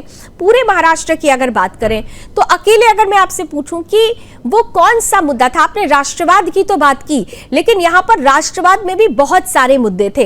राष्ट्रवाद में मुद्दा ये भी था कि हिंदुत्व की झंडा बरदारी की गई। राष्ट्रवाद में मुद्दा ये भी था कि मेयर हिंदू होगा। राष्ट्रवाद का सबसे बड़ा मुद्दा ये था कि घुसपैठियों को, क्योंकि बीजेपी ने अपनी मैनिफेस्टो में घुसपैठियों को, अवैध बांग्लादेशी रोहिंग्याओं को खदेड़ने तक की बात की थी। तो इन तीनों में सबसे ज्यादा हावी मुद्दा कौन सा रहा? देखिए, इस तीनों में से लावणी जी सबसे बड़ा मुद्दा घुसपैठ मुक्त महाराष्ट्र अभियान, यह सबसे बड़ा मुद्दा था। सुदर्शन न्यूज के प्रधान संपादक धर्म योद्धा डॉक्टर सुरेश चौहान के जी ने इस मुद्दे को सरकार के सामने लाया था। उसके बाद एक्शन मोड में सरकार दिखाई दे रही थी। खुद देवेंद्र फडणवीस जो सीएम है महाराष्ट्र के, उन्होंने भी अपने हर प्रचार सभा में इस मुद्दे को गंभीरता से रखा था।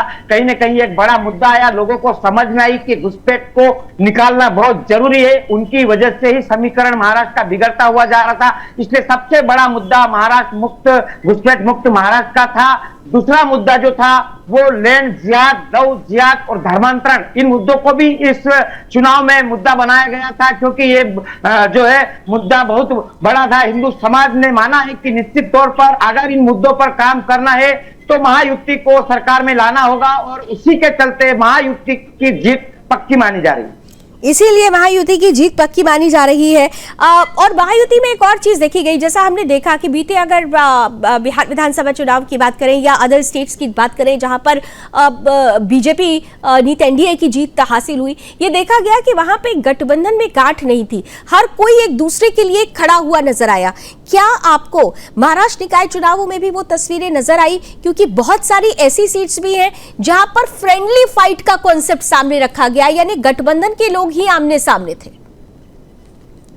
बिल्कुल, निश्चित तौर पर, क्योंकि जो सत्ता में है महायुति सरकार में है, लेकिन यहाँ पर महानगर पालिका जो बीएमसी चुनाव है इसके अंदर सीधे सीधे भाजपा अलग चुनाव लड़ती हुई नजर आ रही थी। उनके उम्मीदवार अलग से थे। शिवसेना आमने सामने, जो शरद पवार की पार्टी है वो कांग्रेस, राष्ट्रवादी कांग्रेस वो अलग, अजित पवार की पार्टी, यानी कि सब कुल मिलाकर अलग अलग सीटों पर चुनाव लड़े। बड़ी खबर यह है कि बीएमसी चुनावों के रुझानों में बीजेपी को बढ़त मिलती हुई नजर आ रही है। वहीं देखिए, स्याही विवाद पर फिर संग्राम शुरू। राहुल गांधी का पोस्ट आ गया है। ये कहा जा रहा है कि ईसी का गुमराह करना लोकतंत्र पर चोट है। एक बार फिर से इलेक्शन कमीशन पर सवाल खड़े किए गए हैं। वोट चोरी एक राष्ट्र विरोधी काम है, राहुल गांधी का ये पोस्ट है। लेकिन इन सब के बीच बीएमसी चुनावों में रुझानों में बढ़त बना ली है बीजेपी ने। स्याही विवाद पर देखिए राहुल गांधी का पोस्ट आ चुका है और वो साफ तौर पर इलेक्शन कमीशन को एक बार फिर से सवालों में खड़ा कर रहे हैं। अब ये कहा जा रहा है, जबकि इलेक्शन कमीशन ने, जब कल आपको याद होगा कि स्याही विवाद शुरू हुआ था तो उसी वक्त ये क्लियर कर दिया गया था कि ऐसा कुछ नहीं है। पहले इलेक्शंस में जो स्याही इस्तेमाल की गई है वही स्याही इस बार भी इस्तेमाल हुई है, इसलिए स्याही विवाद पर राजनीति न की जाए। लेकिन यहां पर राहुल गांधी का पोस्ट सामने आया है, वोट चोरी एक राष्ट्र विरोधी काम है।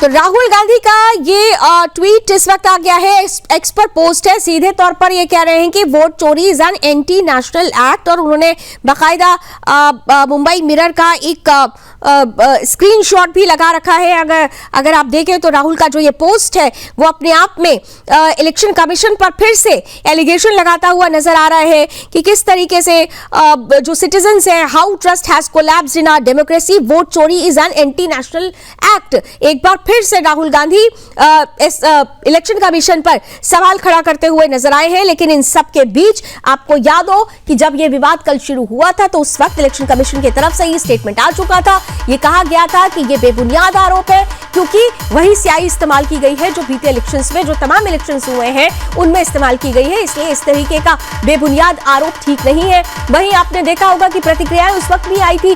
बीजेपी और शिवसेना शिंदे गुट ये कहने लगा था कि दरअसल ये तमाम जो प्रतिक्रियाएं हैं, ये जो तमाम आरोप है स्याही पर संग्राम को लेकर, वो ये बता रहा है कि किस तरीके से विरोधी खेमा ये जान चुका है कि कि उनकी हार सुनिश्चित है और इसीलिए इस बार पहले ईवीएम का रोया गया, फिर एसआईआर पर विलाप करते हुए नजर आए। अब कुछ नहीं बचा तो फिर अब स्याही पर सवाल खड़े कर दिए हैं। यानी ये स्याही पर संग्राम बहुत ज्यादा इसका प्रभाव भी पूरे चुनावों के दौरान और नतीजों के दौरान, देखिए प्रतिक्रियाओं के दौर जब चलते रहेंगे तो आता रहेगा। इन सबके बीच में आइए जल्दी से अब अपने क्योंकि हमारे जो गेस्ट हैं वो भी जुड़ना शुरू हो चुके हैं, तो इस वक्त हमारे साथ संतोष पांडे जी हैं जो यूबीटी के प्रवक्ता हैं और श्रीकांत दुबे जी हैं जो कि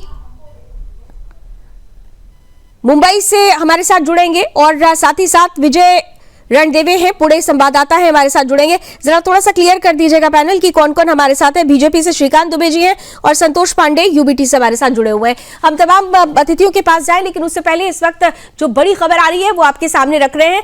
बीजेपी ने बढ़त बनाई हुई है और अलग अलग ब्रेकिंग जरा फ्लैश कीजिए, क्योंकि चुनाव क्यों अहम है, चुनाव में क्या हुआ, ये सब अब जनता जान चुकी है। जनता इंटरेस्टेड है ये जानने में कि आखिर जो रुझान आ रहे हैं उन रुझानों में सबसे ज्यादा जो पलड़ा है वो किसका भारी होता हुआ नजर आ रहा है। तो हम बता देते हैं कि अभी तक जो हमारे पास खबर आई है उसके अनुसार बीएमसी की अगर अकेले बात करें तो बीएमसी में भी बीजेपी ने बढ़त बनाई।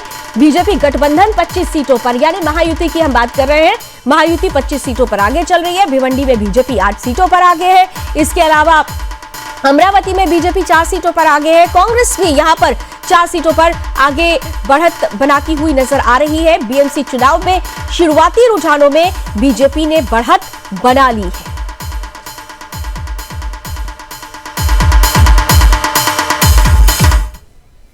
और आइए हमारे जो अतिथि हमारे साथ जुड़ चुके हैं, श्रीकांत जी हमारे साथ हैं, बीजेपी का पक्ष रखेंगे, और इसके अलावा संजय जी हैं जो यूबीटी से हमारे साथ जुड़ रहे हैं, और मेरे सहयोगी विजय हैं जो कि पुणे से हमारे साथ जुड़ रहे हैं। आप सभी का बहुत बहुत स्वागत है। मैं सबसे पहले जल्दी से विजय के पास जाना चाहती हूँ कि पुणे की अगर, चलिए मुझे लगता है अभी शायद विजय नहीं आए हमारे साथ। श्रीकांत दुबे जी हमारे साथ हैं भारतीय जनता पार्टी का पक्ष रखने के लिए। आपके लिए बड़ी अच्छी तस्वीर आ गई है, पहले रुझानों में तो बढ़त बना ली है बीजेपी ने, तो ये जो रुझान है वो पूरी तरह से जीत में परिणत हो जाएंगे, इतना भरोसा है आपको? बस हम लोगों को भरोसा नहीं, पूरा विश्वास है कि भारतीय जनता पार्टी मुंबई सहित उपनगरों में और पूरे महानगर पालिकाओं 29 महानगर पालिकाओं में महायूपी का महापौर होगा। ये हम लोगों का दृढ़ विश्वास, इसमें कोई संदेह नहीं है। लेकिन श्रीकांत जी देखिए, आरोपों का दौर अभी से शुरू हो गया। कल स्याही पर जो संग्राम शुरू हुआ था, अभी आपने देखा राहुल गांधी क्या पोस्ट कर रहे हैं। वो कह रहे हैं कि इलेक्शन कमीशन को फिर से टारगेट पे लिया है, लेकिन इलेक्शन कमीशन के कंधे पर बंदूक रखकर चलाई गई है। टारगेट तो आप ही हैं, बीजेपी। अब उन लोगों को कहते हैं ना, खिसियानी बिल्ली खम्मा नोचे वाली कहावत चरितार्थ होती है। अब इन लोगों को कुछ बचा नहीं है। जनता जनार्दन ने इनको रिजेक्ट कर दिया है, इनको तिरस्कृत कर दिया है, इनको हटा दिया है, तो इनको अब करना क्या है? आखिर ब्लेम तो कुछ ना कुछ लगाएंगे ना। अब स्याही लगी है, हमारे हाथ से तो स्याही नहीं निकली, किसी के हाथ से नहीं निकली, लेकिन उनके हाथ से जरूर निकली जिन्होंने, राहुल गांधी ने यहाँ पे मतदान ही नहीं किया, तो वो ब्लेम जरूर लगाएंगे। संतोष पांडे जी, ये ब्लेम गेम जो शुरू हो गया है, क्या हार से पहले हार स्वीकार करने का इशारा तो नहीं है? ये नतीजों से पहले हार स्वीकार करने का ये इशारा तो नहीं है? संतोष पांडे जी, क्या आपको मेरी आवाज आ रही है? स्क्रीन पर प्लीज लेकर आइए संतोष जी को, गेस्ट को प्लीज स्क्रीन पर लेकर आइए। संतोष जी, शायद आपने अनम्यूट नहीं किया हुआ है, अनम्यूट कीजिए।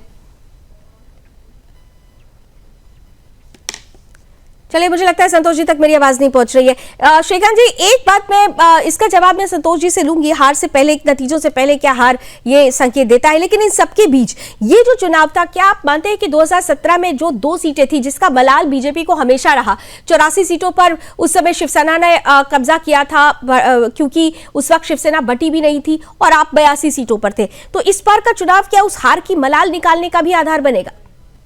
श्रीकांत जी, ऐसा है, तभी भारतीय जनता पार्टी और शिवसेना जब एकत्रित थे तब महायुति थी, युति थी और उसमें हमारे आदरणीय देवेंद्र जी ने हृदय पे पत्थर रख करके जो है शिवसेना को महापौर बनाने का समर्थन दिया और हम सब एक भी सरकार में सम्मिलित होने के बावजूद भी कोई भी यानी कि उसमें हम लोग गिनती में नहीं थे, फिर भी हम लोगों ने हृदय के ऊपर पत्थर रख करके उनको समर्थन दिया।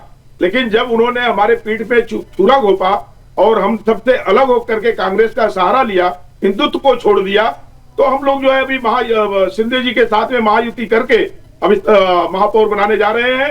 अब इसमें कोई संदेह नहीं है। मेयर आप बनाने जा रहे हैं महायुति का मेयर या बीजेपी का मेयर? बीजेपी का तो होगा ही, लेकिन महायुति का होगा। अच्छा, बीजेपी का होगा, लेकिन आपने अब देखिए ना, आपके खुद के साथी अभी बीते दिनों ये कहते हुए नजर आ रहे थे कि मेयर महायुति का होगा लेकिन शिवसेना शिंदे गुट से होगा। नहीं नहीं नहीं, भारतीय जनता पार्टी का मेयर होगा और वो महायुति का होगा। सबको साथ में लेकर के चलने का विश्वास है, सबका साथ सबका विश्वास, सबका विश्वास के साथ में हम लोग भारतीय जनता पार्टी जो मेयर बनाएगी वो मुंबई के विकास के गली से लेकर तो श्रीकांत जी, ये तो नंबर्स पर डिपेंड करेगा ना। तो क्या ये मान लिया जाए कि बीजेपी इस बार ये मान रही है कि टोटलिटी में सिंगल लार्जेस्ट पार्टी बनकर वो उभरेगी और यही वजह है कि ये दावे ज्यादा मजबूती के साथ सामने रखे जा रहे हैं? अब ऐसा है कि देखिए, भारतीय जनता पार्टी आज के समय में अभी वर्तमान में 55 सीट से ऊपर अपनी बढ़त बनाए हुए है और सब मिलाकर के शिंदे सेना के साथ में मिलकर के हम लोग 73 सीट के ऊपर पहुंच रहे हैं। और हमारा विश्वास है कि 145 से 150 के बीच में महायुति यहाँ पे विजय हासिल करेगी और महायुति का ही महापौर होगा। भारतीय जनता पार्टी उसका नेतृत्व करेगी। मैं टैली में देख पा रही हूँ कि उद्धव गुट आपको पीछे पीछे कॉम्पीट करता हुआ नजर आ रहा है। आप लोग भले ही 77 सीटों पर अभी आगे चल रहे हैं, महायुति आगे चल रही है, लेकिन उबाटा की अगर बात की जाए तो अभी 59 सीटों पर वो भी आगे चल रहे हैं रुझानों में, मतलब 58 सीटों पर 58 सीटों पे जी। वो तो रुझान है, रुझान ये जब परिणाम में परिवर्तित होगा तो परिदृश्य कुछ और होंगे, ये तो रुझान है। अच्छा श्रीकांत जी, वो कौन सा ऐसा मुद्दा है जिसे लेकर आप ये कह सकते हैं कि इस बार आपकी जीत तय है? मुद्दे कई हैं। एक तो विकास का मुद्दा है, दूसरा धोखा देने का मुद्दा है, तीसरा जो है हिंदुत्व को छोड़ने का मुद्दा है। तो ये सब मिला दिया जाए तो ये मुद्दा जो है बहुत बड़ा हो जाता है, जिससे भारतीय जनता पार्टी आदरणीय यशस्वी प्रधानमंत्री नरेंद्र मोदी जी के नेतृत्व में और हमारे सबसे कार्यक्षम मुख्यमंत्री देवेंद्र जी के नेतृत्व में जो सरकार चल रही है, उसमें एक और पहिया जोड़ने के लिए थ्री इंजन की सरकार जब काम करेगी तो यह विकास बहुत ही उच्चतम स्थिति में रहेगा और बहुत बढ़िया विकास करेगा। और ये जनता को मालूम है, जनता जनार्दन को मालूम है, इसलिए जनता जनार्दन ने अपना विश्वास। देखिए, यानी आप ये कह रहे हैं कि देखिए, निकाय चुनाव तो महत्वपूर्ण होता है स्थानीय मुद्दों को लेकर, लेकिन इन पूरे चुनाव में हमने देखा कि बीजेपी महायुति ने स्थानीय नहीं बल्कि राष्ट्रीय मुद्दों को ज्यादा तरजीह दी। क्या आप मानते हैं कि स्थानीय मुद्दे पीछे छूट गए और राष्ट्रीय मुद्दा ही एक तरीके से लोगों के दिलों का मुद्दा बन गया? नहीं नहीं नहीं, देखिए, जब स्थानीय मुद्दा जो होता है, स्थानीय मुद्दों के साथ में प्रदेश का मुद्दा होता है, प्रदेश के मुद्दे के साथ में राष्ट्रीय मुद्दा होता है। एक ही सिक्के के तीनों पहलू हैं, उसको कोई अभिन्न नहीं कर सकते। ये सब अभिन्न अंग है, ये सब मिलकर के ही कुछ काम होता है। हम राष्ट्रीय मुद्दे को क्यों छोड़ देंगे? स्थानीय मुद्दा तो है ही है। अभी देखिए, जैसा कि हमारे देवेंद्र जी ने आश्वस्त किया है कि आने वाले दिनों में अभी जो मेट्रो का जाल उन्होंने बिछाया, इसके बाद में कंक्रीटीकरण का जो जाल बिछा रहे हैं, इससे जो है मुंबईकरों को इतनी सुविधा हो रही है, आने वाले दिनों में सुविधा होगी कि उसे देखते हुए मुंबईकरों के जनता जनार्दन ने भारतीय जनता पार्टी सहित महायुति को समर्थन दिया है।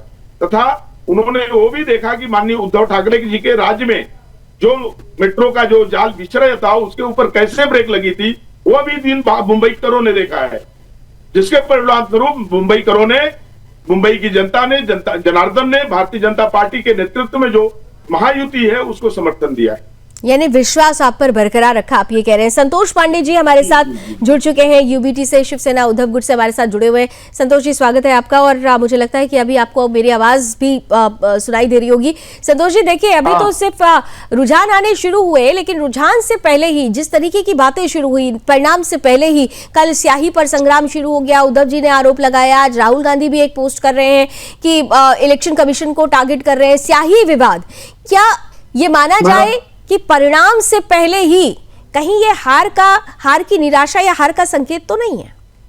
नहीं, सही बोल रहे मैडम। मैं आपको पहले करेक्ट करना चाहता हूँ, मैं शिवसेना शिंदे गुट में प्रवक्ता हूँ अभी। अच्छा ठीक है, शिंदे गुट में संतोष तो जी, और अभी प्लीज। कहता है, जैसा आपने बोला ना कि ये मतलब परिणाम के पहले हार, ये महायुति सरकार हमारी बनने जा रही है और हमारा महायुति का मेयर वहां पे बीएमसी में और 29 जो महानगर पालिका का जो चुनाव हो रहा है यहाँ पे बीएमसी के साथ साथ में लगे सटे हुए थाना हो, मीरा रोड हो, मीरा भाईंदर हो और तमाम ऐसे एग्जाम्पल हैं जहां पे हमारे जो है महायुति के मेयर बैठने वाले हैं।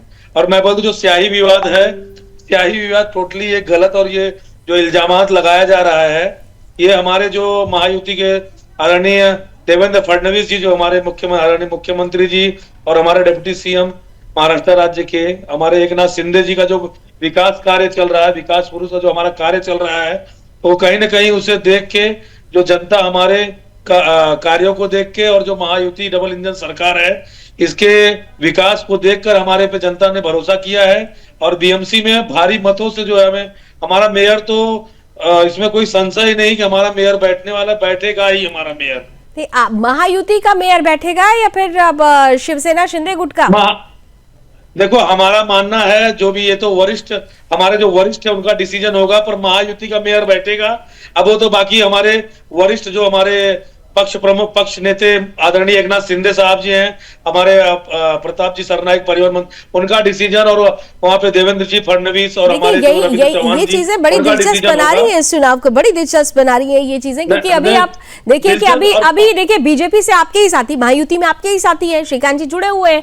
श्रीकांत जी ने कहा कि महायुति का मेयर होगा, लेकिन मेयर बीजेपी का होगा। तो यही बात मैं आपसे पूछूं कि अभी से ही ये चीज शुरू हो गई।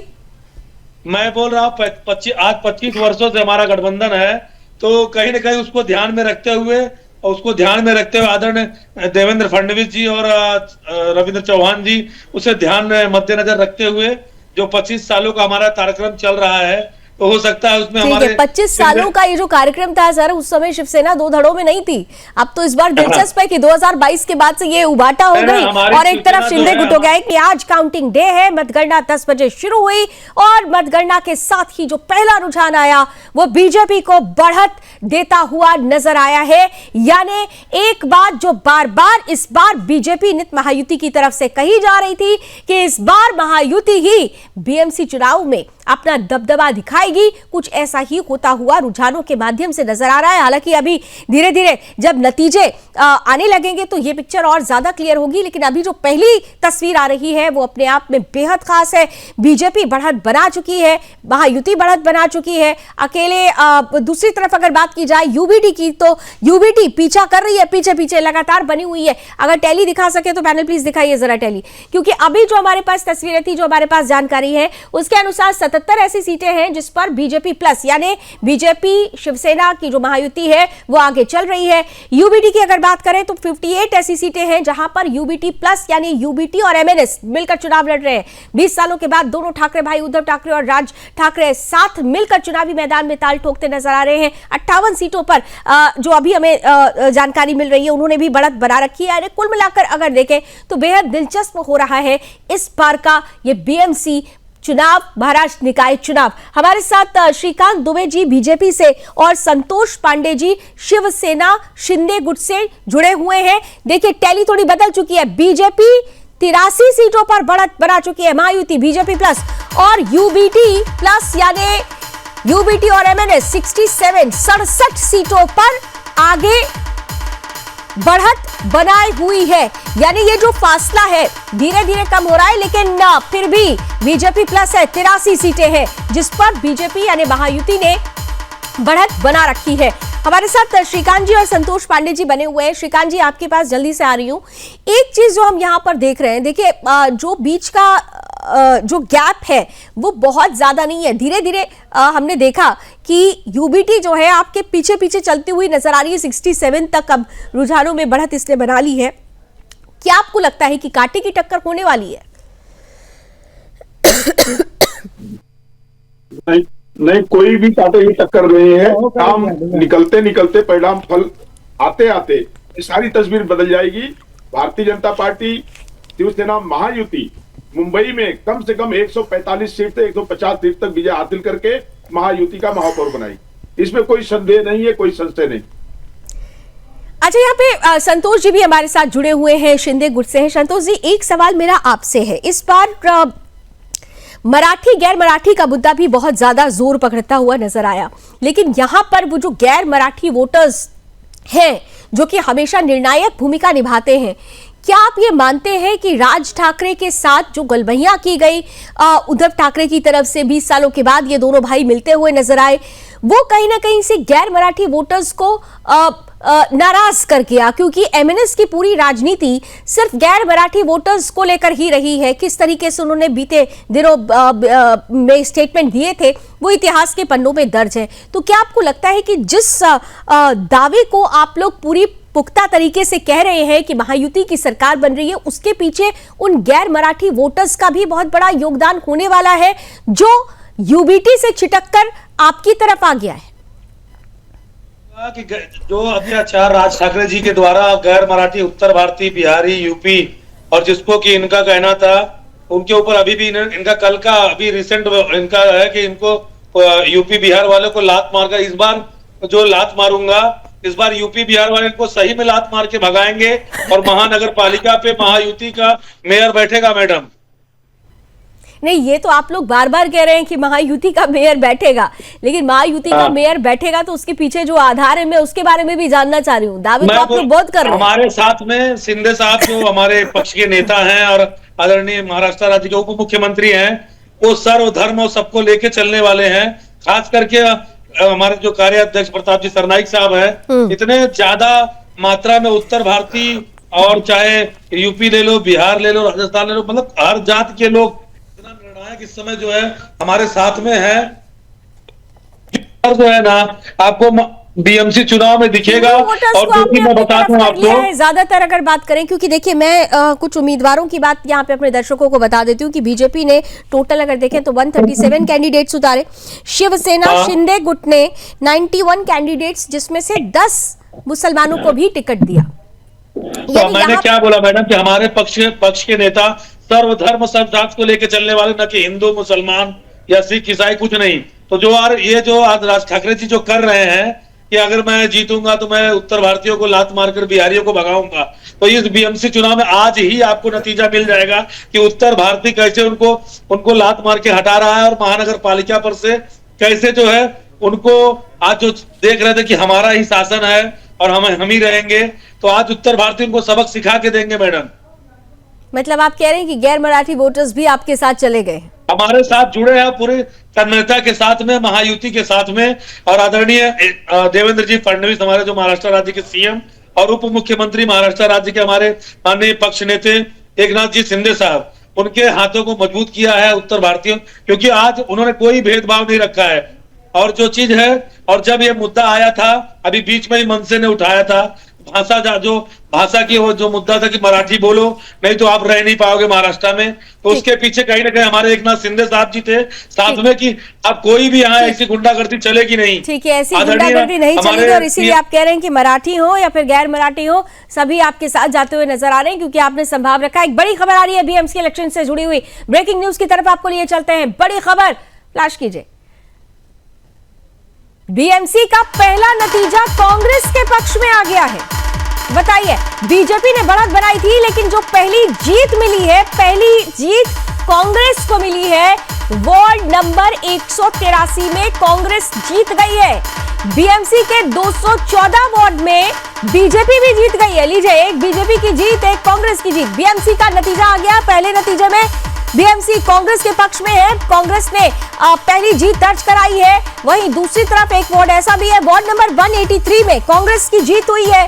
वहीं दूसरी तरफ 214 नंबर वार्ड में बीजेपी जीत गई है। बड़ा ही रोचक ये मुकाबला है और इस मुकाबले में देखिए किस तरीके से बीजेपी और कांग्रेस यानी नेशनल परिदृश्य इसका बन गया। फिर से वही नेशनल पार्टियां यहां पर देखिए, पहली जीत कांग्रेस की, पहली जीत बीजेपी की। वार्ड नंबर 183 पर कांग्रेस जीती, वार्ड नंबर 214 पर बीजेपी ने जीत दर्ज करा ली है। श्रीकांत जी जल्दी से इस पर एक रिएक्शन देंगे क्या? आपने 214 वार्ड पर अगर जीत दर्ज की है तो कांग्रेस ने भी एक जीत दर्ज करा दी एक सीट पर। श्रीकांत जी, अच्छी बात है, उन्होंने एक वार्ड जीता है प्रभाग, उसमें कोई संदेह नहीं है। लेकिन तो भारतीय जनता पार्टी, आपको फिर से विश्वास के साथ में कह रहा हूं, दृढ़ विश्वास है हम सबका, भारतीय जनता पार्टी, शिवसेना, आरपीआई के सभी पदाधिकारियों और सहयोगियों का दृढ़ विश्वास है कि भारतीय जनता पार्टी, शिवसेना, आरपीआई महायुति ही मुंबई में जो है अपना महापौर बनाएगी। लेकिन ये देखिए एक बात तो है, जीत और हार बहुत कुछ मुद्दों पर निर्भर करता है। आप लोगों का जो मैनिफेस्टो आया था, आपने उस मैनिफेस्टो में सबसे जो ज्यादा महत्व दिया वो घुसपैठियों के मुद्दे को दिया। हमने बीते इलेक्शन महाराष्ट्र विधानसभा चुनावों में भी देखा था कि घुसपैठियों का मुद्दा सबसे ज्यादा हावी था। क्या आप मानते हैं कि महाराष्ट्र के जो लोग हैं वो घुसपैठियों से त्रस्त आ चुके हैं? वही घुसपैठी है जो विपक्षियों का वोट बैंक बनते हैं, और जब आप लोग ने घुसपैठियों का मुद्दा उठाया तब लोग आपके करीब ज्यादा हो गए? करीब तो जब घुसपैठियों का मुद्दा नहीं था तब से जो है, यानी विधान परिषद का, विधानसभा का जब चुनाव हुआ तब भी ये था, और आज भी घुसपैठियों का मुद्दा तो बना हुआ है। और घुसपैठिए ही आज के दिन में, चाहे कांग्रेस हो, शिवसेना, उद्धव ठाकरे का गुट हो, या तो और भी विपक्षी लोगों का मुख्य जनाधार का आधार रहा हुआ है। तो अब जब उनको निकाला जा रहा है तो बाकी तो उनको तकलीफ भी हो रही है, और हमारे जो सनातन धर्मी हैं वो एक साथ जरूर जुट रहे हैं, और वो भी जुट रहे हैं, विकास के मुद्दे पे जुट रहे हैं, सबके साथ सबका विश्वास, सबका विकास के नाम पे जुट रहे हैं। और जो यहाँ पे जीत हो रही है, ये लाडली बहना, विकास, लाडला भाव के ऊपर जितनी भी हमारी सरकार ने, आदरणीय देवा भाव ने, एक नाथ शिंदे जी ने जो कार्य किया है, उसको देखते हुए ये सब मुंबई की जनता हो या तो महाराष्ट्र की जनता हो, या सभी ने पूरे 29 महानगर पालिकाओं में महायुति का महापौर बन रहा है। सभी जनता जनार्दन ने हमें विश्वास दिया है। आपने लाडली बहन योजना का बार बार जिक्र किया, और हमने विधानसभा चुनाव में भी देखा था कि महिलाओं ने बड़ी निर्णायक भूमिका निभाई थी, क्योंकि आगे अकेले अगर बीएमसी की हम बात करते हैं तो 1,43,44,315 वोटर हैं, जिसमें खासतौर से 48 लाख से ज्यादा महिला वोटर्स हैं। तो क्या इस बार भी आप ये मान रहे हैं कि बीएमसी में खासतौर से अगर देखें तो महिला वोटर्स आप लोगों के लिए निर्णायक साबित होने वाली है? अवश्य अवश्य, मातृशक्ति जहाँ पे रहती है विजय वहीं पे होती है। तो मातृशक्ति आपके साथ है पूरी तरह से, लेकिन यहाँ पे तो एमआईएम ने उसी मातृशक्ति को लेकिन अपने धर्म के, अपने मजहब के हिसाब से टारगेट किया था कि बुर्के वाली प्रधानमंत्री होगी। वो तो दीवा स्वप्न है, उनके दीवा स्वप्न को आप कुछ नहीं कर सकते हैं। लोग तो रात्रि में सोते हुए स्वप्न देखते हैं, वो दिन में दीवा स्वप्न देख रहे हैं जागते हुए, तो उसके स्वप्न को कुछ नहीं कहा जाता, वो हास्यास्पद है। अच्छा, एक चीज जरा समझाइएगा श्रीकांत जी, आप लोग हमेशा कहते हैं सबका साथ, सबका विकास, सबका विश्वास, लेकिन मैं ये देख रही हूँ कि इस बीएमसी चुनाव में खासतौर से आप लोगों ने, बीजेपी ने एक भी मुस्लिम कैंडिडेट नहीं उतारा है। बावजूद उसके आप ये कहते हैं कि मुस्लिम भी हमें वोट करते हैं, तो इसके पीछे ऐसा कौन सा कारक है जो आप सबका विश्वास को भी लेकर साथ चलते हैं? विश्वास हमारे भारत के यशस्वी प्रधानमंत्री आदरणीय नरेंद्र मोदी जी ने जो मुसलमान भाइयों के साथ में, उनकी महिलाओं के साथ में जो न्याय दिया है, उस न्याय को देखते हुए मुसलमान की औरतें भी, जैसे हलाला से निजात पाई, उन्होंने 3 तलाक से निजात पाया, और हर कार्य में उनको मुख्य धारा में जोड़ने का जो कार्य किया है आदरणीय यशस्वी प्रधानमंत्री नरेंद्र मोदी जी ने, उसका परिणाम है कि सभी समाज की महिलाएं मातृशक्ति महायुति के साथ में, भारतीय जनता पार्टी के साथ में, शिवसेना शिंदे गुट के साथ में तन मन धन से लगी है, और वो हमारे को विश्वास दे रही है, मताधिकार का प्रयोग करके महायुति को विजय दिला रही है।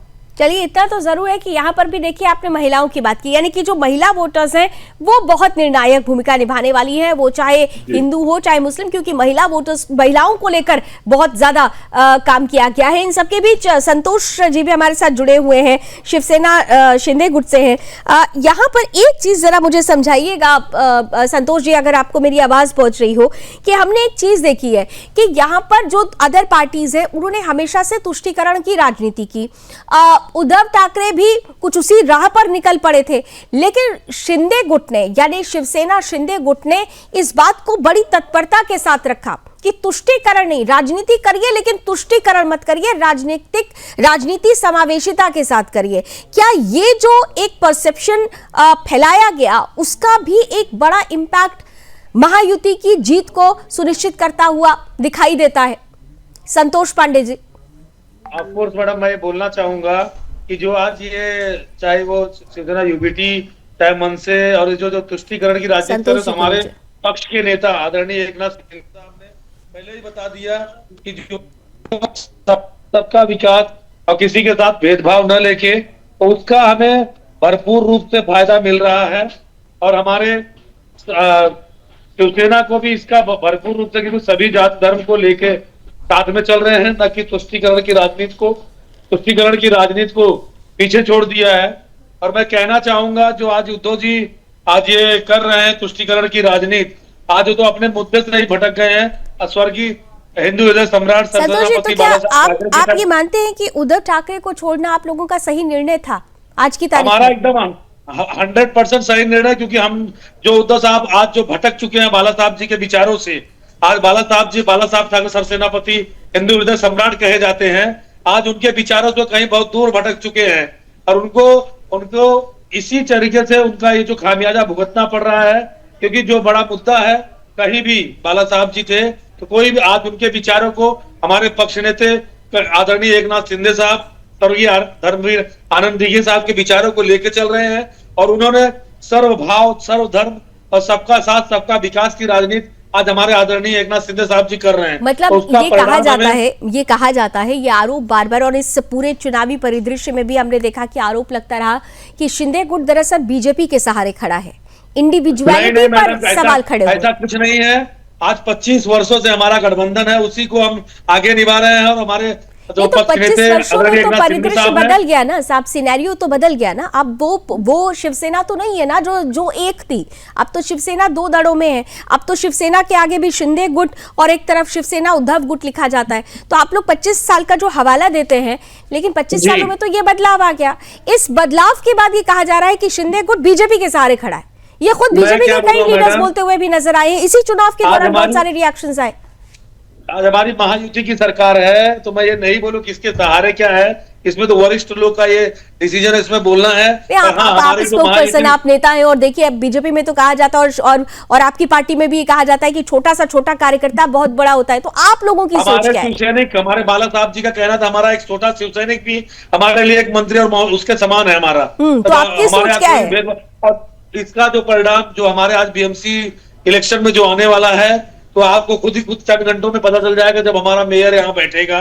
और उसके लिए मुझे तो पूर्ण विश्वास है कि हमारा शिवसेना का मेयर जरूर बैठेगा बीएमसी पे। देखिए, ये अच्छा लगता है क्योंकि हर कोई ये कहेगा कि हमारी पार्टी से भी, बीजेपी से श्रीकांत जी उन्होंने कहा कि मेयर सरकार तो सत्ता में तो महायुति आएगी लेकिन बीजेपी का मेयर होगा। आप भी कह रहे हैं कि महायुति की जीत होगी लेकिन मेयर शिवसेना शिंदे गुट से होगा।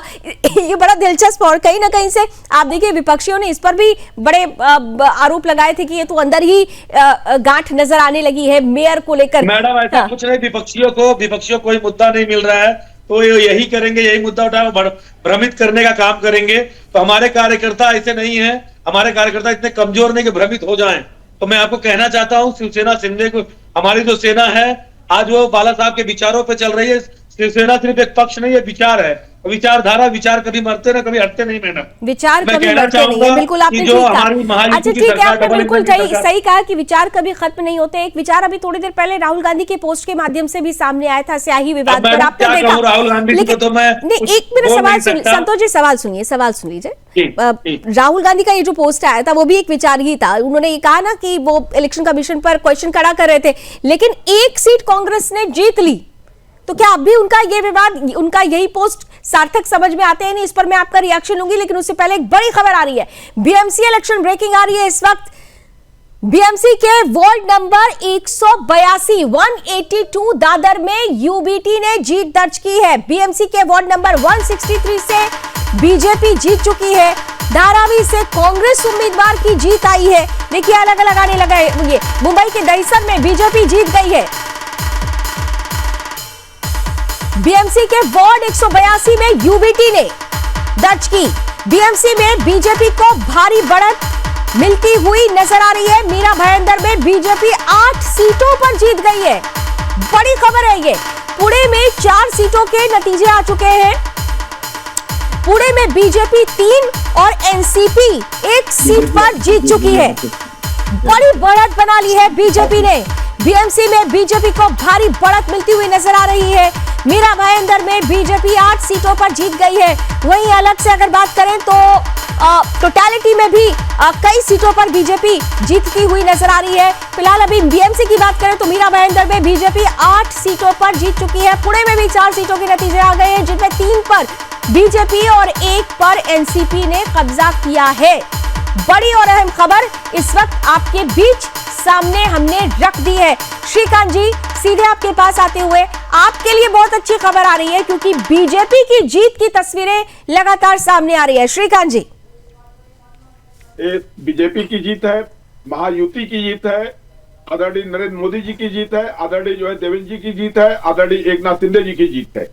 इसमें हम लोगों को दृढ़ विश्वास है। ये बस आंकड़ा तो आता जाता रहेगा, लेकिन हम सबको दृढ़ विश्वास है कि सभी 29 महानगर पालिकाओं में भारतीय जनता पार्टी, शिवसेना, महायुति, शिंदे गुट का महायुति का ही महापौर बैठेगा। इसमें कोई संदेह नहीं, कोई शंका नहीं है, कोई अविश्वास नहीं।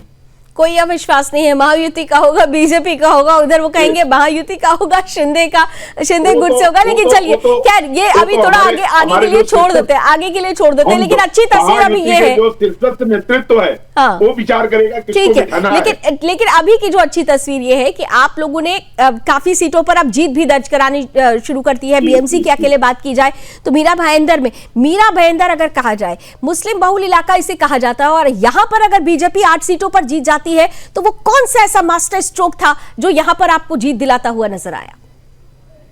बता दिया ना मैडम जी कि जो जनता जनार्दन और मातृशक्ति, युवा वर्ग, व्यापारी वर्ग, यानी सभी मुस्लिम बहुल इलाका, मीरा भाईंदर मुस्लिम बहुल इलाका है साहब, तो क्या आपको लगता है कि यहां पर जो मुस्लिम वोटर्स है वो बट गए, उसका फायदा हुआ? क्योंकि एक तरफ एमआईएम मुस्लिम वोटर्स को रिझा रही थी, दूसरी तरफ कांग्रेस पार्टी है। कांग्रेस ने तो देखिए, कांग्रेस ने 150 कैंडिडेट्स उतारे, 33 मुस्लिम कैंडिडेट्स उतार दिए थे, यानी मुसलमानों की पार्टी। अभी 2 दिन पहले इस पर मैं डिबेट कर रही थी तो कांग्रेस के एक प्रतिनिधि कह भी दिया था खुलकर कि हाँ भाई, हम तो मुसलमानों की पार्टी है।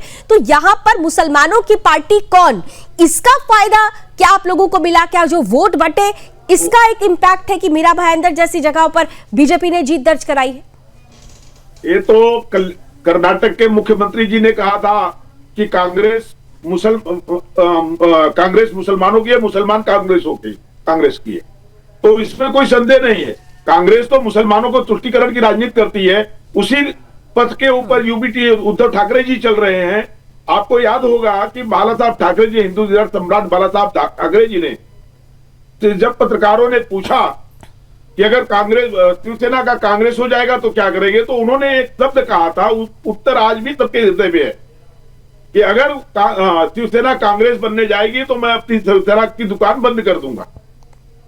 लेकिन आज वही उद्धव ठाकरे जी उनके विचार को त्याग करके, उनके विचार को रख करके, दूर करके कांग्रेस के साथ में तुष्टीकरण की राजनीति कर रहे हैं।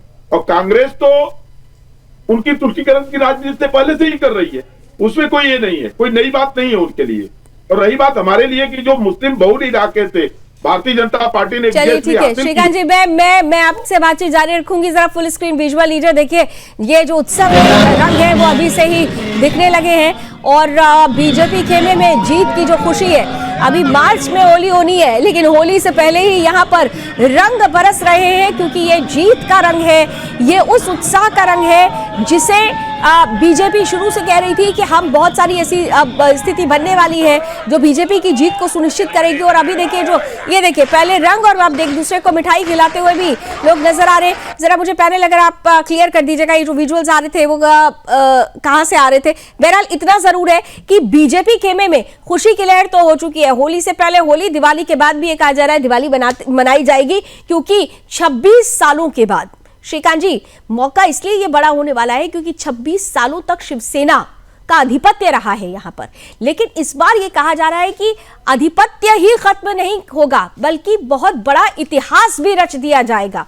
पूरा का पूरा परिदृश्य ही बदल जाएगा जब बीजेपी यहां पर आ जाएगी।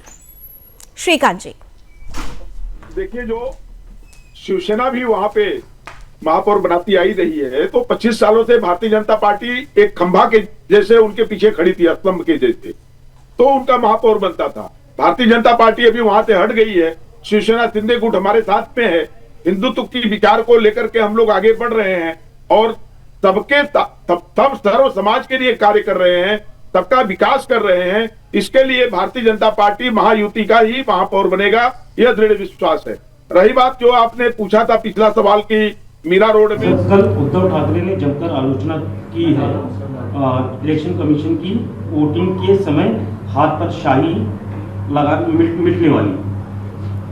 मुझे लगता है कि जो हमेशा जो पेन से शाही लगाते हैं उसी तरह शाही लगाई थी हर वोटर्स को, लेकिन कुछ लोगों ने ऐसा एक्सपेरिमेंट किया कि बस उसको दवा लगाकर वो मतलब शाही निकल जाती है।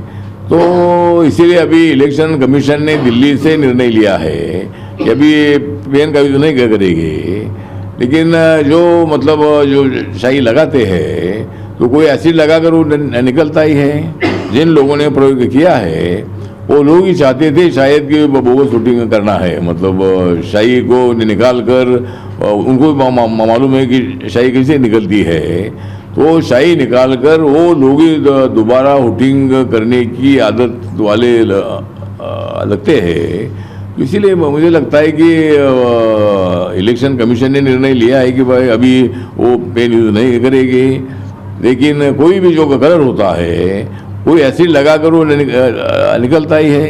कोई भी कलर आप लगाते हैं तो हमेशा कि आप 5 साल थोड़ा और होता है, मतलब जब वो वोटिंग का जो वो लगाते हैं तो लोग कोई ना कोई तो एसिड लगाकर ऑयल लगाकर निकालते हैं।